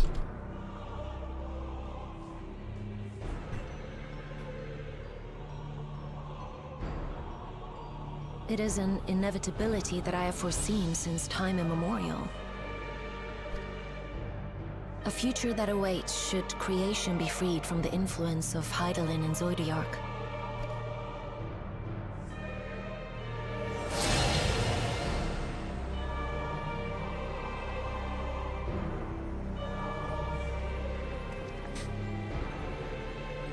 Well, she is the botanist of the Convocation of 14. The star is tolerant to life. It holds no grudges, and neither rages nor weeps for being sundered. Yet by the same token, it is indifferent to life's survival. No amount of devastation and death can compel it to stop the wheels of creation from turning.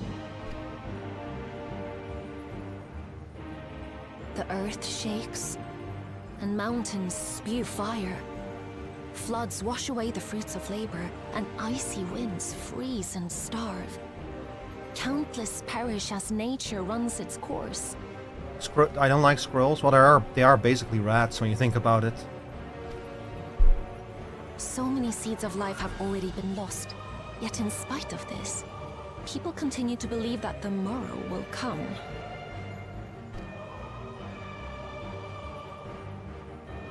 I like how he's barely poking out above the grass.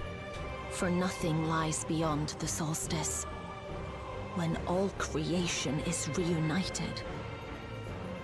When that day comes, every last trace of mankind shall be erased. Oh boy, okay, so we got a new apocalypse ahead of us. The solstice this time. No more Great Ardor, no more final days, this time it's the solstice.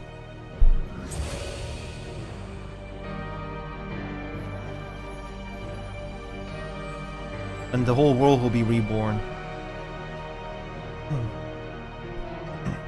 So the reflections are gonna have naturally started rejoining them. Journey. Despite losing his innocence and being made to live with suffering, he has forged ever onward. Strong, even as he is weak, his is a proud tale in the history of the star. Yeah, coming to think of it, like, even taking the ancients into account, that's still only the last 12,000 years of history, but the world is much older than that. Like, I've always wondered what was on this world before the ancients? Like, if you go back 1,000,000 years. Did they have their own version of the dinosaurs? It would be a shame for that tale to end. For all to wither and die, when some might yet survive. Would you not agree? Yeah, I agree with you. How do we stop it? What do I need to fight to stop it? If a natural rejoining doth lead unto the solstice, then thine intent is to preemptively rejoin the worlds. And there we have it. That's gonna be the main. That's gonna be the main concept of the current major story arc. We're going to have to save the reflections from getting naturally rejoined.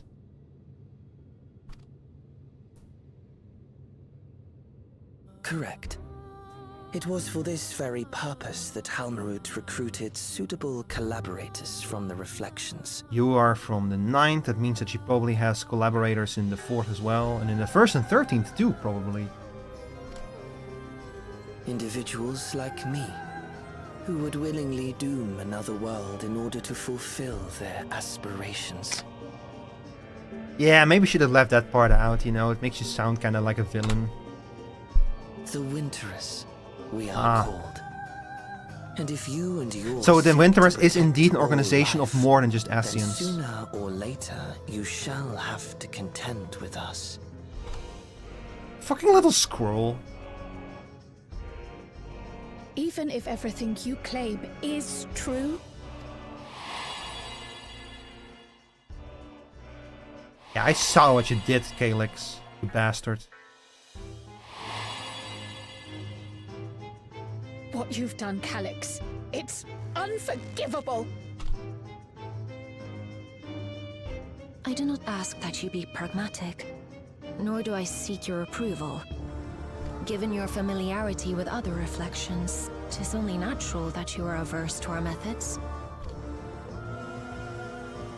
But there is one irrefutable fact that you must understand. Should we take no action at all, the solstice will come, and no one will be left alive. No one.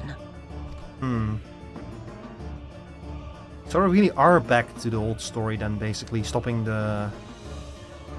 Of course, should it serve to satisfy your ambition, you are welcome to deal with the reflections as you deem fit. Huh? Wait! No way! The pariah and wanderer who satisfied his own when he brought the star to the brink of ruin to face... If you bring Xenos back at this point, I'm gonna shit myself. Like, not in a good way. Please. Please leave Xenos out of this. Please. No more Xenos. For the love of God, no more Xenos.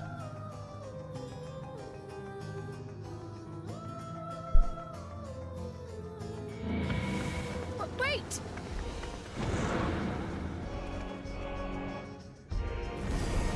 Oh.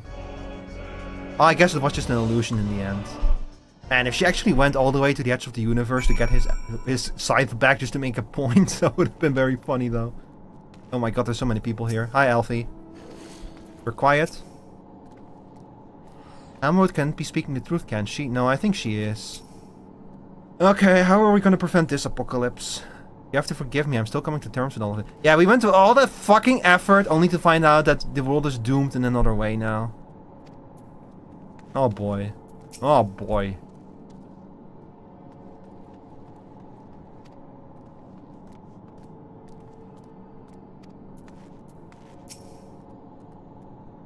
So I guess that, yeah, what the Ascians were actually doing all this time was tapping into a natural process that Hydaelyn was halting. Every time they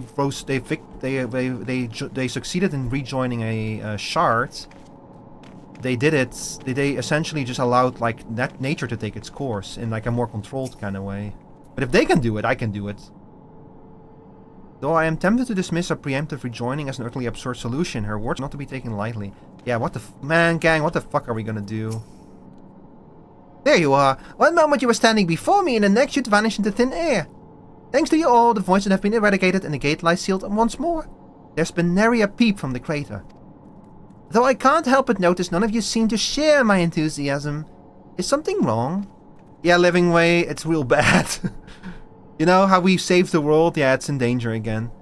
The star seeks to become whole? But that's preposterous.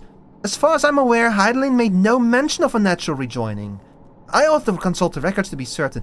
Yeah. It feels like something Hydaelyn would have warned us about. That's the kind of the weird thing.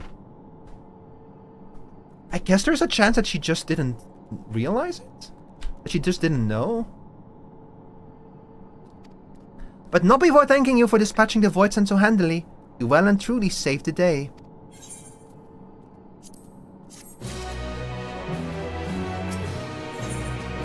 Trail to the oh, we're already at the end?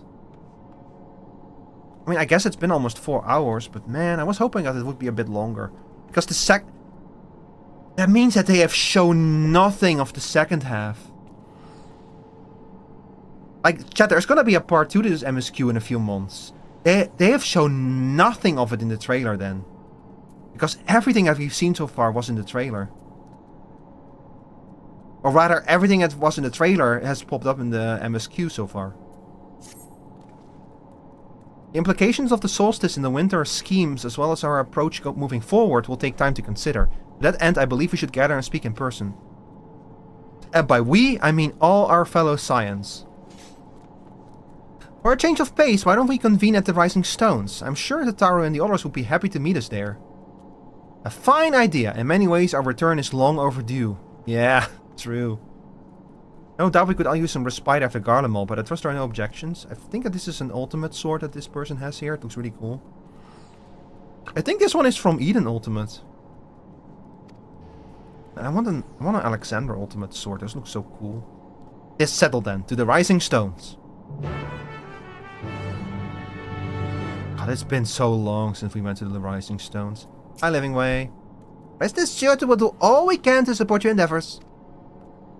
Yeah, maybe we should all hop on the moon and fly away. It's not a joke, that's literally what the original plan was. Let's see. Oh man, it's been a while. It's been a while. Oh, some crazy shit is happening.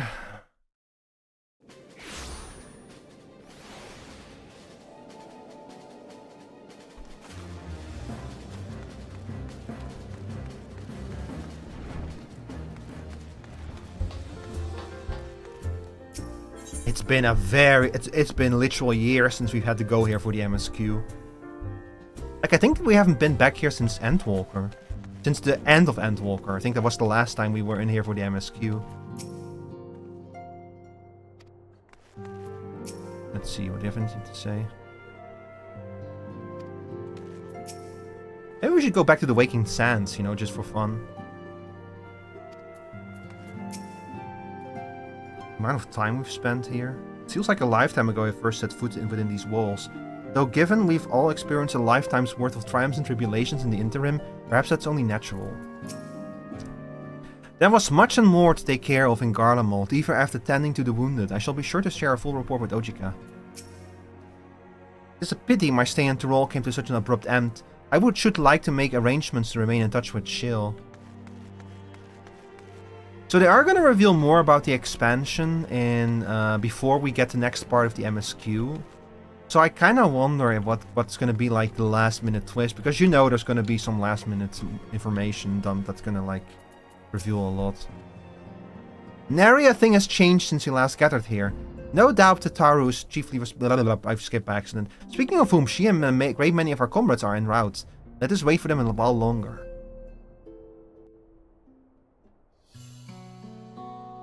Yeah, it's cool. Some of us got some new equipment. But the more things change, the more they stay the same.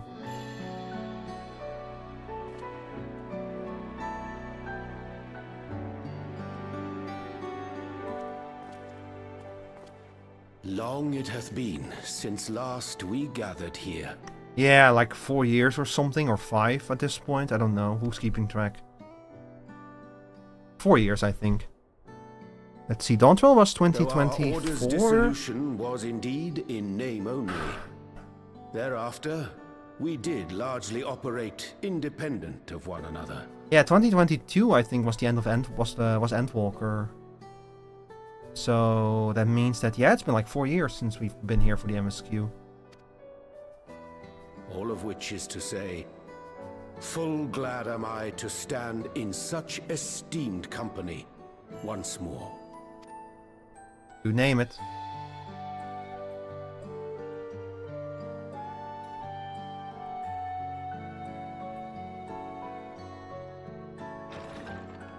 Apologies for our delay.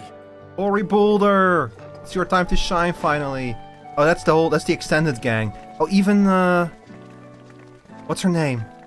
Lamin. Even Lamin is here. We're reporting for duty, as bid. This is everyone that we could round up on short notice. The others are still en route. Ah, it's good for us all to be back again. We weren't able to make contact with. But we're working on it. Estinian will appear under mysterious circumstances, don't worry. No doubt his link pearl is buried at the bottom of his bag. Knowing him, he'll turn up when we least expect it. Knowing him, he's currently involved in some shit. As much as I'd like to savor our reunion, Tataru tells us there have been developments. You can say that again. Will you apprise us of the details? Mm-hmm.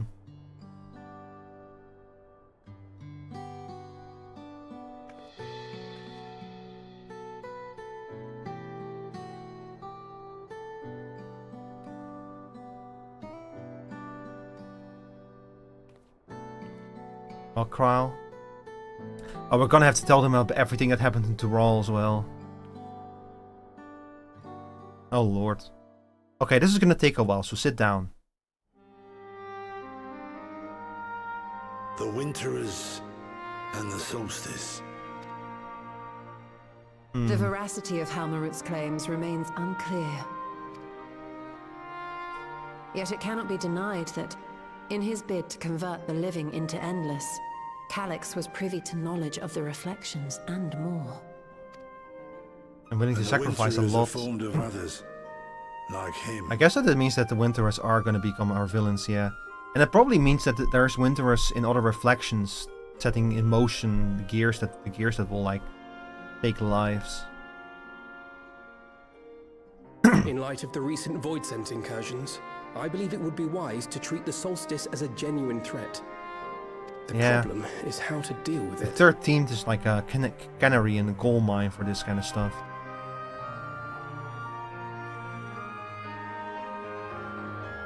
Both the source and the reflections are home to irreplaceable life. I would protect them all if I could.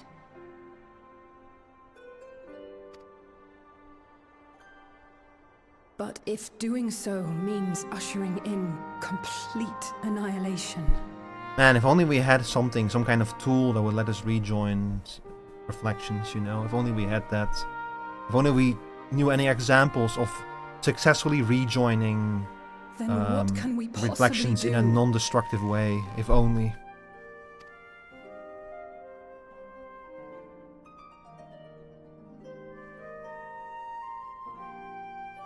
I wonder, was Hydaelyn aware of the solstice? Yeah, I wonder the same thing. Given that we had no knowledge of it when you journeyed to Elpis, you couldn't have warned Venar.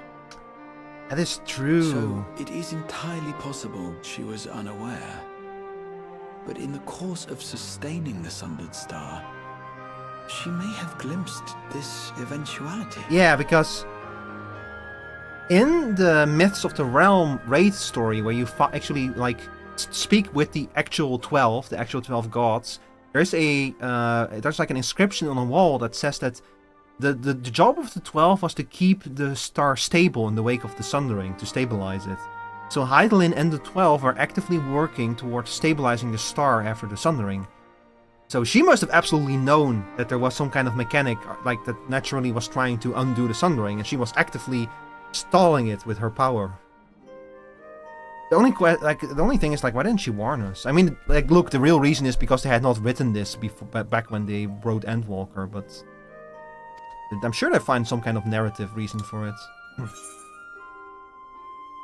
Yeah, I think that she knew and chose to trust in us. Like, I'm sure that Venat was like, they came this far, they'll figure it out. So she believed that we could overcome this trial as well. Or rather, that the choice was ours to make. I think that's what's going on here. Like, look at give the lady a break. She's been doing this shit for 12,000 years.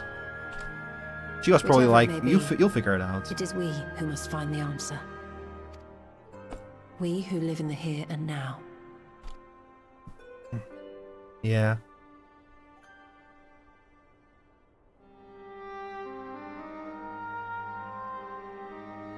Perhaps we could take a recess? Oh, I dare say everyone could use a rest.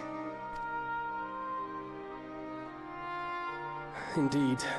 We have ample food for thought, and it would be good to catch each other up.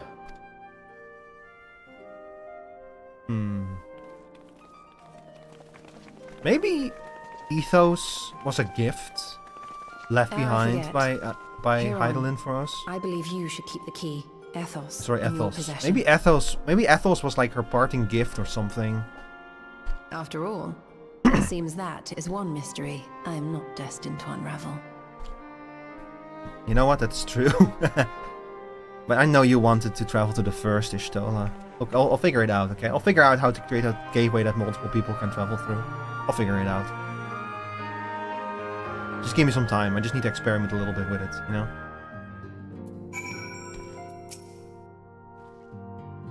Don't worry about me. I'm sure you've plenty to discuss with all these old faces. Yeah, hi Alfie. Hi there, old face. It was by no means an easy decision, but as the solstice is now our paramount concern, LSA and I have opted to formally withdraw from my efforts in Garlemald. After all, anything we can do to protect our world will also serve to keep the Garleans safe. Julius and his comrades are already working towards a brighter future of their own accord. Honestly, I'm more worried about us. It's so difficult to see the path ahead. But hopefully we can get through this and return to Garlemald with our heads held high one day. Indeed. In the meantime, let us prepare a letter for Julius in the community. We mustn't let despair stay our hand. I'm still waiting for that connection to the 4th. I helped repel the Voidsent incursion in Lapis Manalis. Fighting off fiend-controlled Galatay is something I won't rush to really live, but it was nonetheless good training. You, Coltonet. And what about you, Ori Boulder? You're cool. Coltonet had remained in Corvos to monitor the situation among the Guardians in the Corvosi.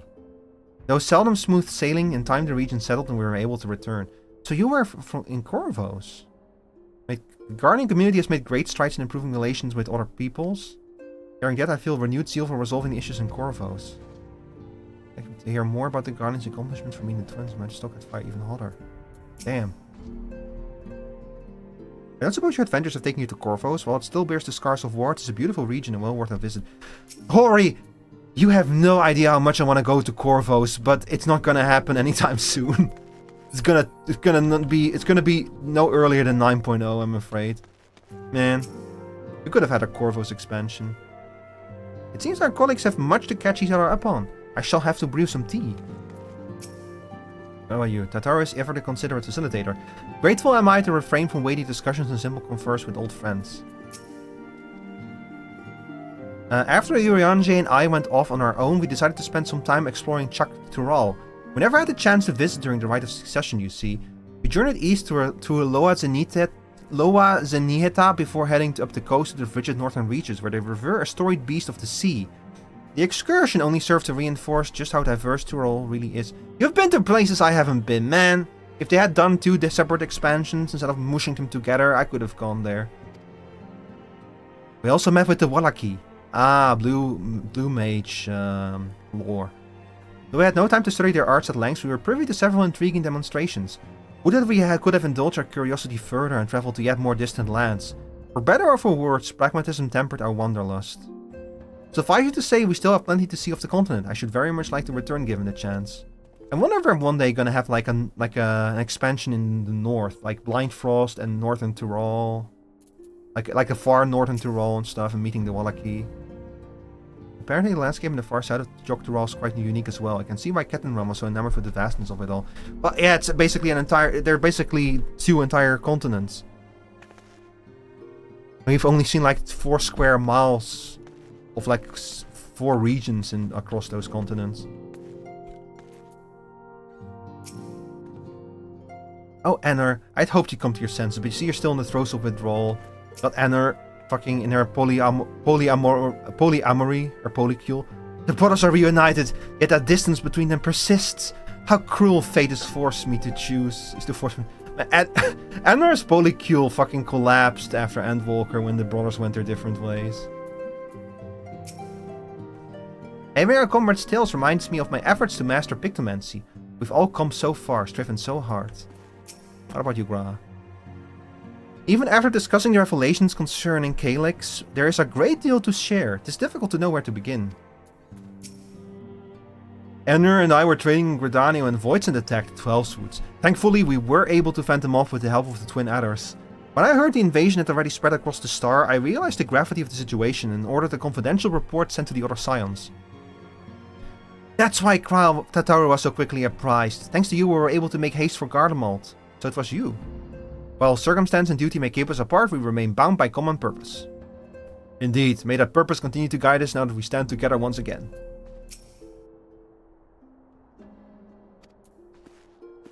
And what about you, Ishtola? Judging by your guise, Clemens, your studies must have been productive. Yeah, she's a astrologian. Indeed, I have more or less mastered the fundamental principles of Charlene astrology. At one point I considered exploring other healing arts, but decided to persevere with more focused training to better leverage my skills on the battlefield. I don't think I'd be much use on the battlefield these days. I can scarcely hold my bow steady, let alone hit a target. So sorely bereft of bodily ministrations as I am. I knew you still required constant supervision. You two hadn't changed in the slightest. It makes me wonder how our colleagues that couldn't join us today are faring. Yeah, all of these signs that are totally real. Seeing the 2 siblings together makes me think of my sisters and half-sisters. All 12 of us actually had the opportunity together not so long ago. Oh, you've met your sisters too? How is Mithra today? It seems everyone had much and more to discuss with one another. Anyway, you're overdue for a proper break. The peace and quiet will help you think. Feel free to make yourself comfortable and dance respite. Here we go. This is gonna be the Meanwhile in Garlemald again.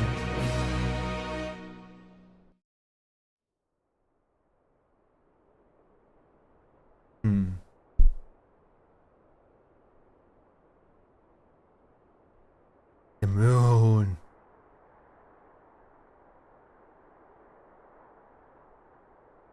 In a way, it's also kind of comforting to be back in the Rising Stones and in Mordona.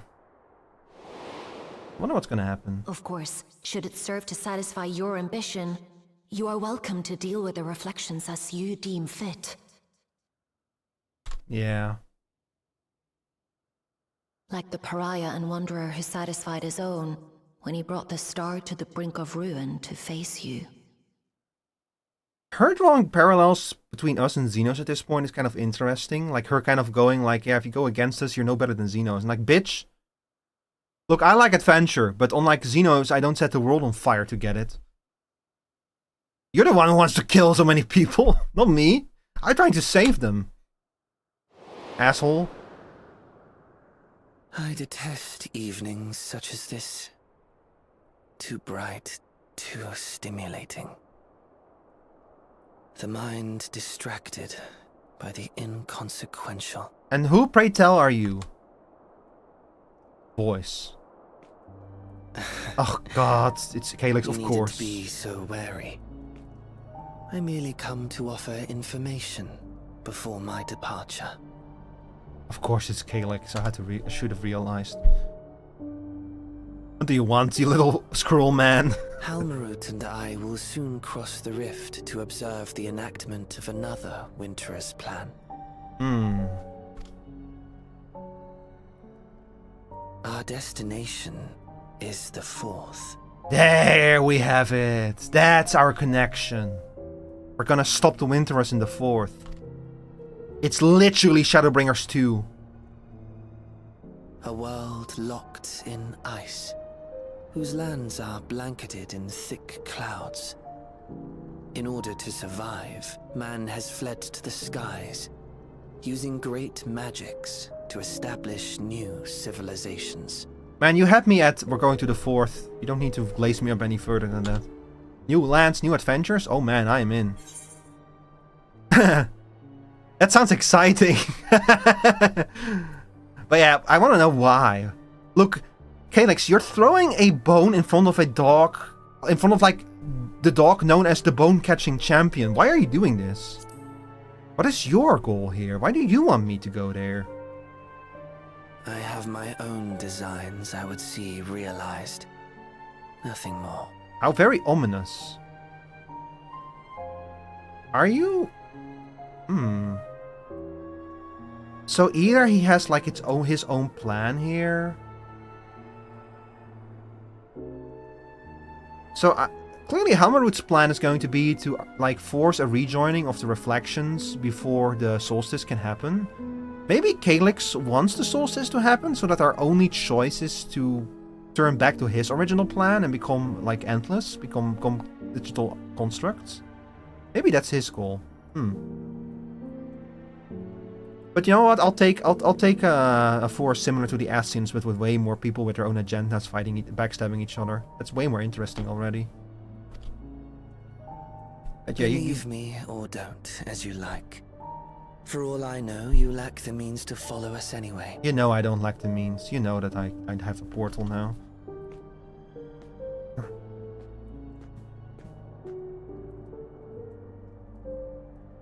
What Halmarut said to you earlier. I cannot take him seriously in the fucking scroll outfit. She suggested that dealing with the reflections might satisfy your ambition.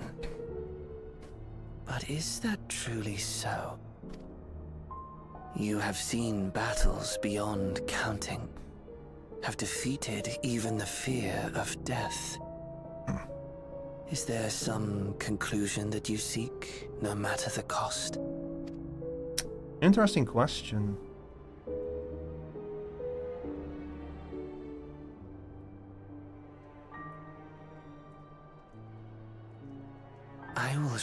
with you a truth.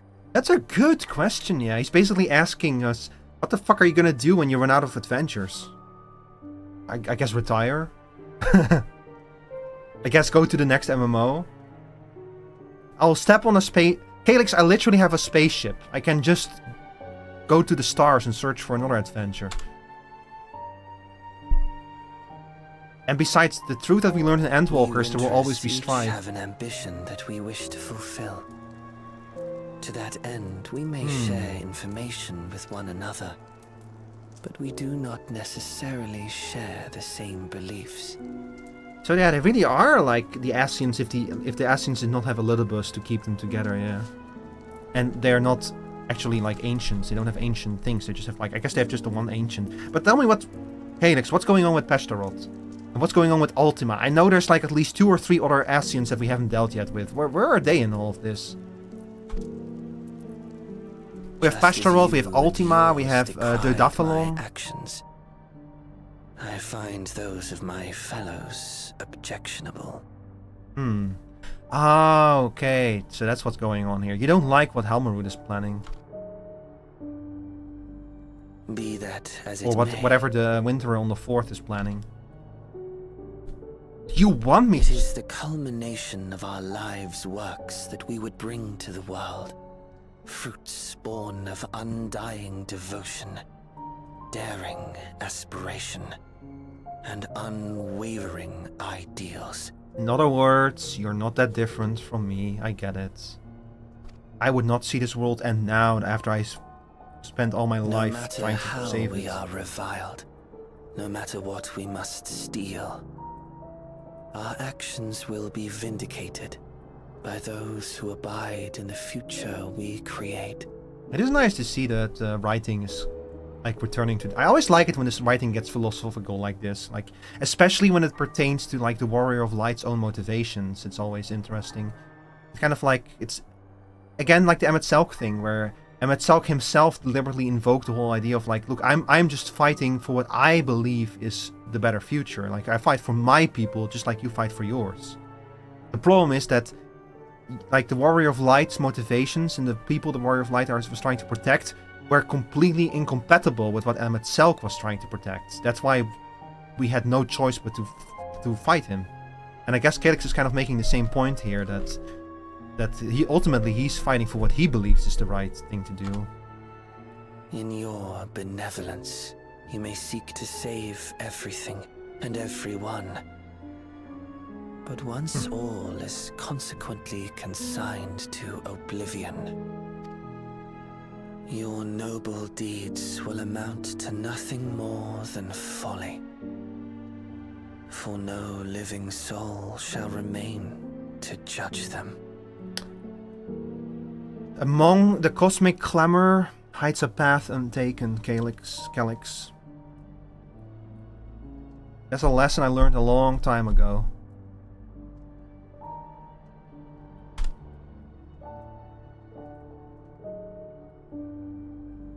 We found a way to stop the final days at the source. We'll find a way to like solve this problem as well.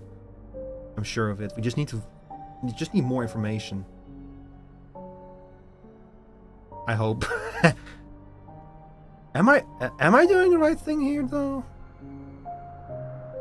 I hope I am.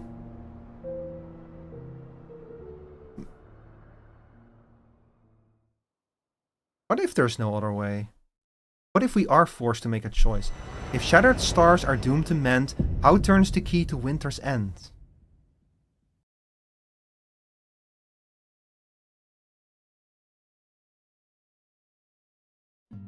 That was it?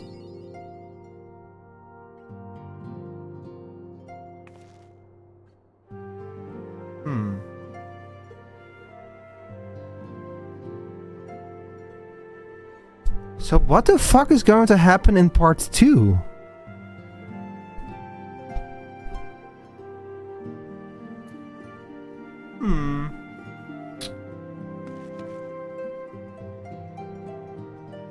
Interesting.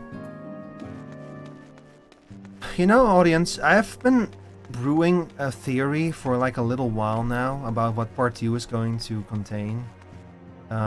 which is that I would have to pull up the trailer for this, which is going to be a risk because I'm like dual casting to YouTube right now, and the content idea might grab this. So if the stream on YouTube suddenly cuts out, the content idea got me in trouble. They actually warned about that, that might happen if you like stream the keynotes to YouTube.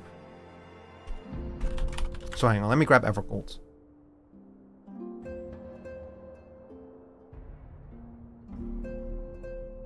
Oh, please shut up about Mother's Day.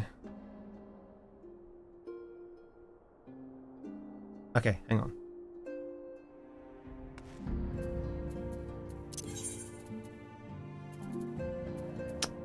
Master volume muted.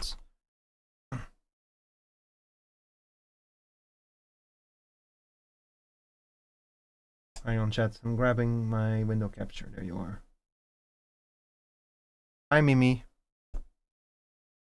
Hey, Mimi, we just got done with the MSQ in 7.5 part 1.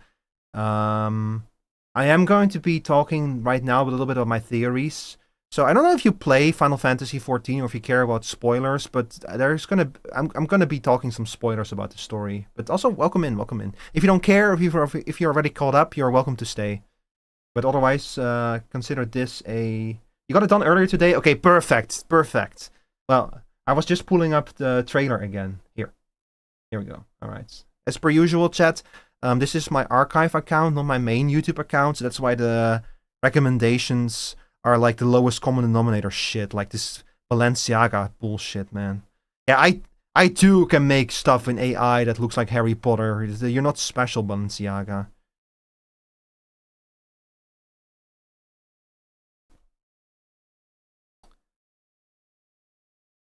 Okay, so I am going to mute this. As good as the music is, chat, understand that this might get the stream content ID flagged. So let's cut ahead. So we literally saw the lines of dialogue when ethos got activated. Hold fast to what you must. So someone implanted these words into ethos for us to hear. And the goal was for us to artificially rejoin some of these reflections. This whole thing was kind of like predictive. Like this was the purpose for which ethos was probably created to make this possible. Hi, buddy. We're talking 7.5 spoilers right now. I should just be warned if you haven't caught up on the MSQ yet. Oh, I just realized. Hang on. This is better. Okay, now y'all will be better able to see this. Hang on. Protection stowed. Go below edge 3. Below capture 4. There you are. Okay, you don't play Final Fantasy XIV? Okay, then none of this is going to make any damn sense to you. Unite the stars into one, we know, blah, blah, blah, blah, blah. That non-barrier path, that's probably referring to... It's going to be the Winterverse trying to stop us then. Okay, so I want to point something out real quick. Here. When the actual expansion story starts, we have an old lady using her hand to light a fire, and we have a little Aura child lying in the bed. Here, pay attention to this behind the lady. You see that moving? She has a tail. She has a Mikote tail. This is a Mikote, an old Mikote lady. It could literally just be an NPC. But what if it's someone we know? What if this is, for example, an old Ishtola or something, you know? And I don't actually think this is Ishtola. I do think that this is going to be someone that we meet and who we then meet again when she's much older. Which brings me to my next question. We see the Warrior of Light twice in this trailer. We see them once over here in Reaper gear. Right now they're a Reaper. And this is probably their first excursion to the Fourth. And then we see them a second time at the very end. Now, sorry, not on the Reaper, I mean in Viper gear. So this is the Warrior of Light right after Dawntrail. Still rocking that Viper fit and everything, you know, like I get it. You played Viper, you want to keep playing it for a little while longer, that's fine. And then the second time we see them, they're a Reaper. So my theory was that this scene is 7.5 part 2. That we are going to make our first excursion to the Fourth in the next part of the MSQ, before the expansion comes out. And at the second part is this. This is 8.0, that this actually takes place in the expansion proper. And I have nothing to back this up. Honestly, it's probably not even going to be true at all. But this is kind of a little theory that I've been cooking up. During the first time we go to the fourth, we meet the Mikote lady. We meet her. And then she recites, then when the second time we go there when a lot of time has passed on the fourth. And she has grown old, and she tells the story of what we did the first time we were there to the child. And something big is going to happen in part 2 is my prediction. We're gonna do something very big and very important in 7.5 part 2, and that is why they have not shown a single clip of it in the 7.5 trailer. Because if I go back to 7.5,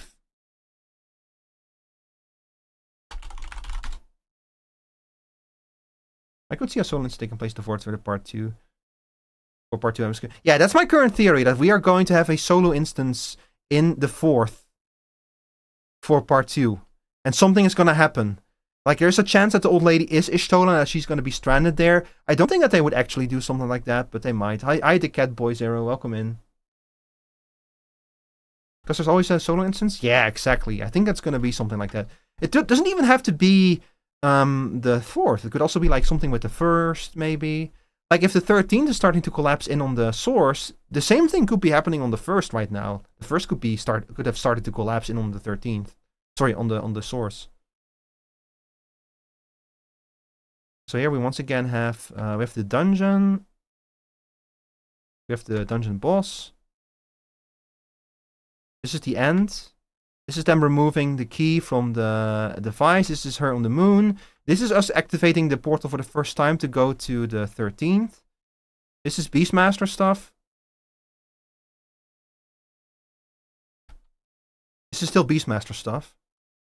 This is planetary restoration. This is the new alliance raid. And here, this was in the MSQ. This is ocean fishing. This is what's his name?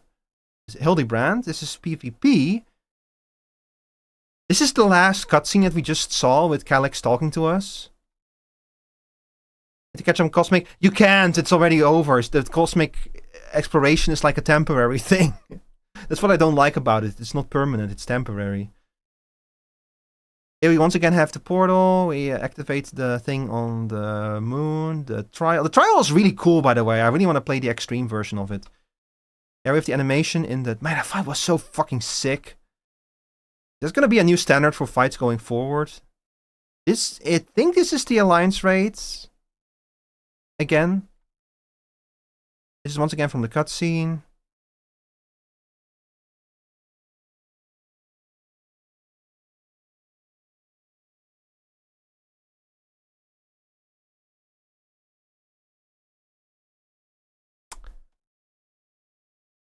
And that was the whole trailer. So, once again... Wait, could you guys hear this? Oh, I channeled Edge to desktop audio 2 as well? Oh, so none of the audio is going to be recorded. None of the audio was audible on YouTube, but that's okay because I've been skipping through it anyway. So here's the thing that concerns me, chat. Also, hang on, let me play some music for y'all. Now we'll grab the other one. We'll grab this one. No, not this one. Damn it. Oh god. Hang on, chat. Here, this one. I want this as the background music. Hi there, Yahoo. Welcome in, welcome in. We're just talking some Final Fantasy XIV stuff right now. Okay, so the point I was trying to make, chat, is that I skipped through the cuts to the trailer just now, so I may have missed a scene or something. But as far as I can tell, we have already seen every single clip from the MSQ in this just now. I think that every single clip in the trailer of the MSQ was from 7.5 part 1. There's an entire part 2 that we have not seen yet. So, what is going to happen in part 2 of the MSQ? Like, they are usually like very shy about like showing us stuff from part 2, but there's usually something from part 2 in the 0.5 trailer. Not this time though. There's nothing at all. And we have another FanFest coming up before part 2. Like, I'm pretty sure that the... Hang on, actually, let me grab it. So that's Twitch TV, Final Fantasy 14. I know that they did like a timeline here. No, not this one.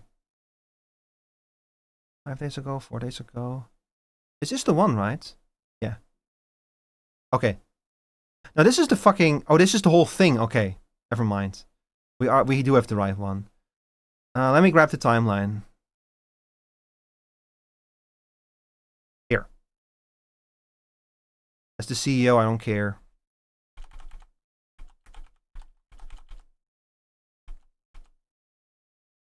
Okay, here is our timeline of events. Right now we're here, April 28th, patch 7.5.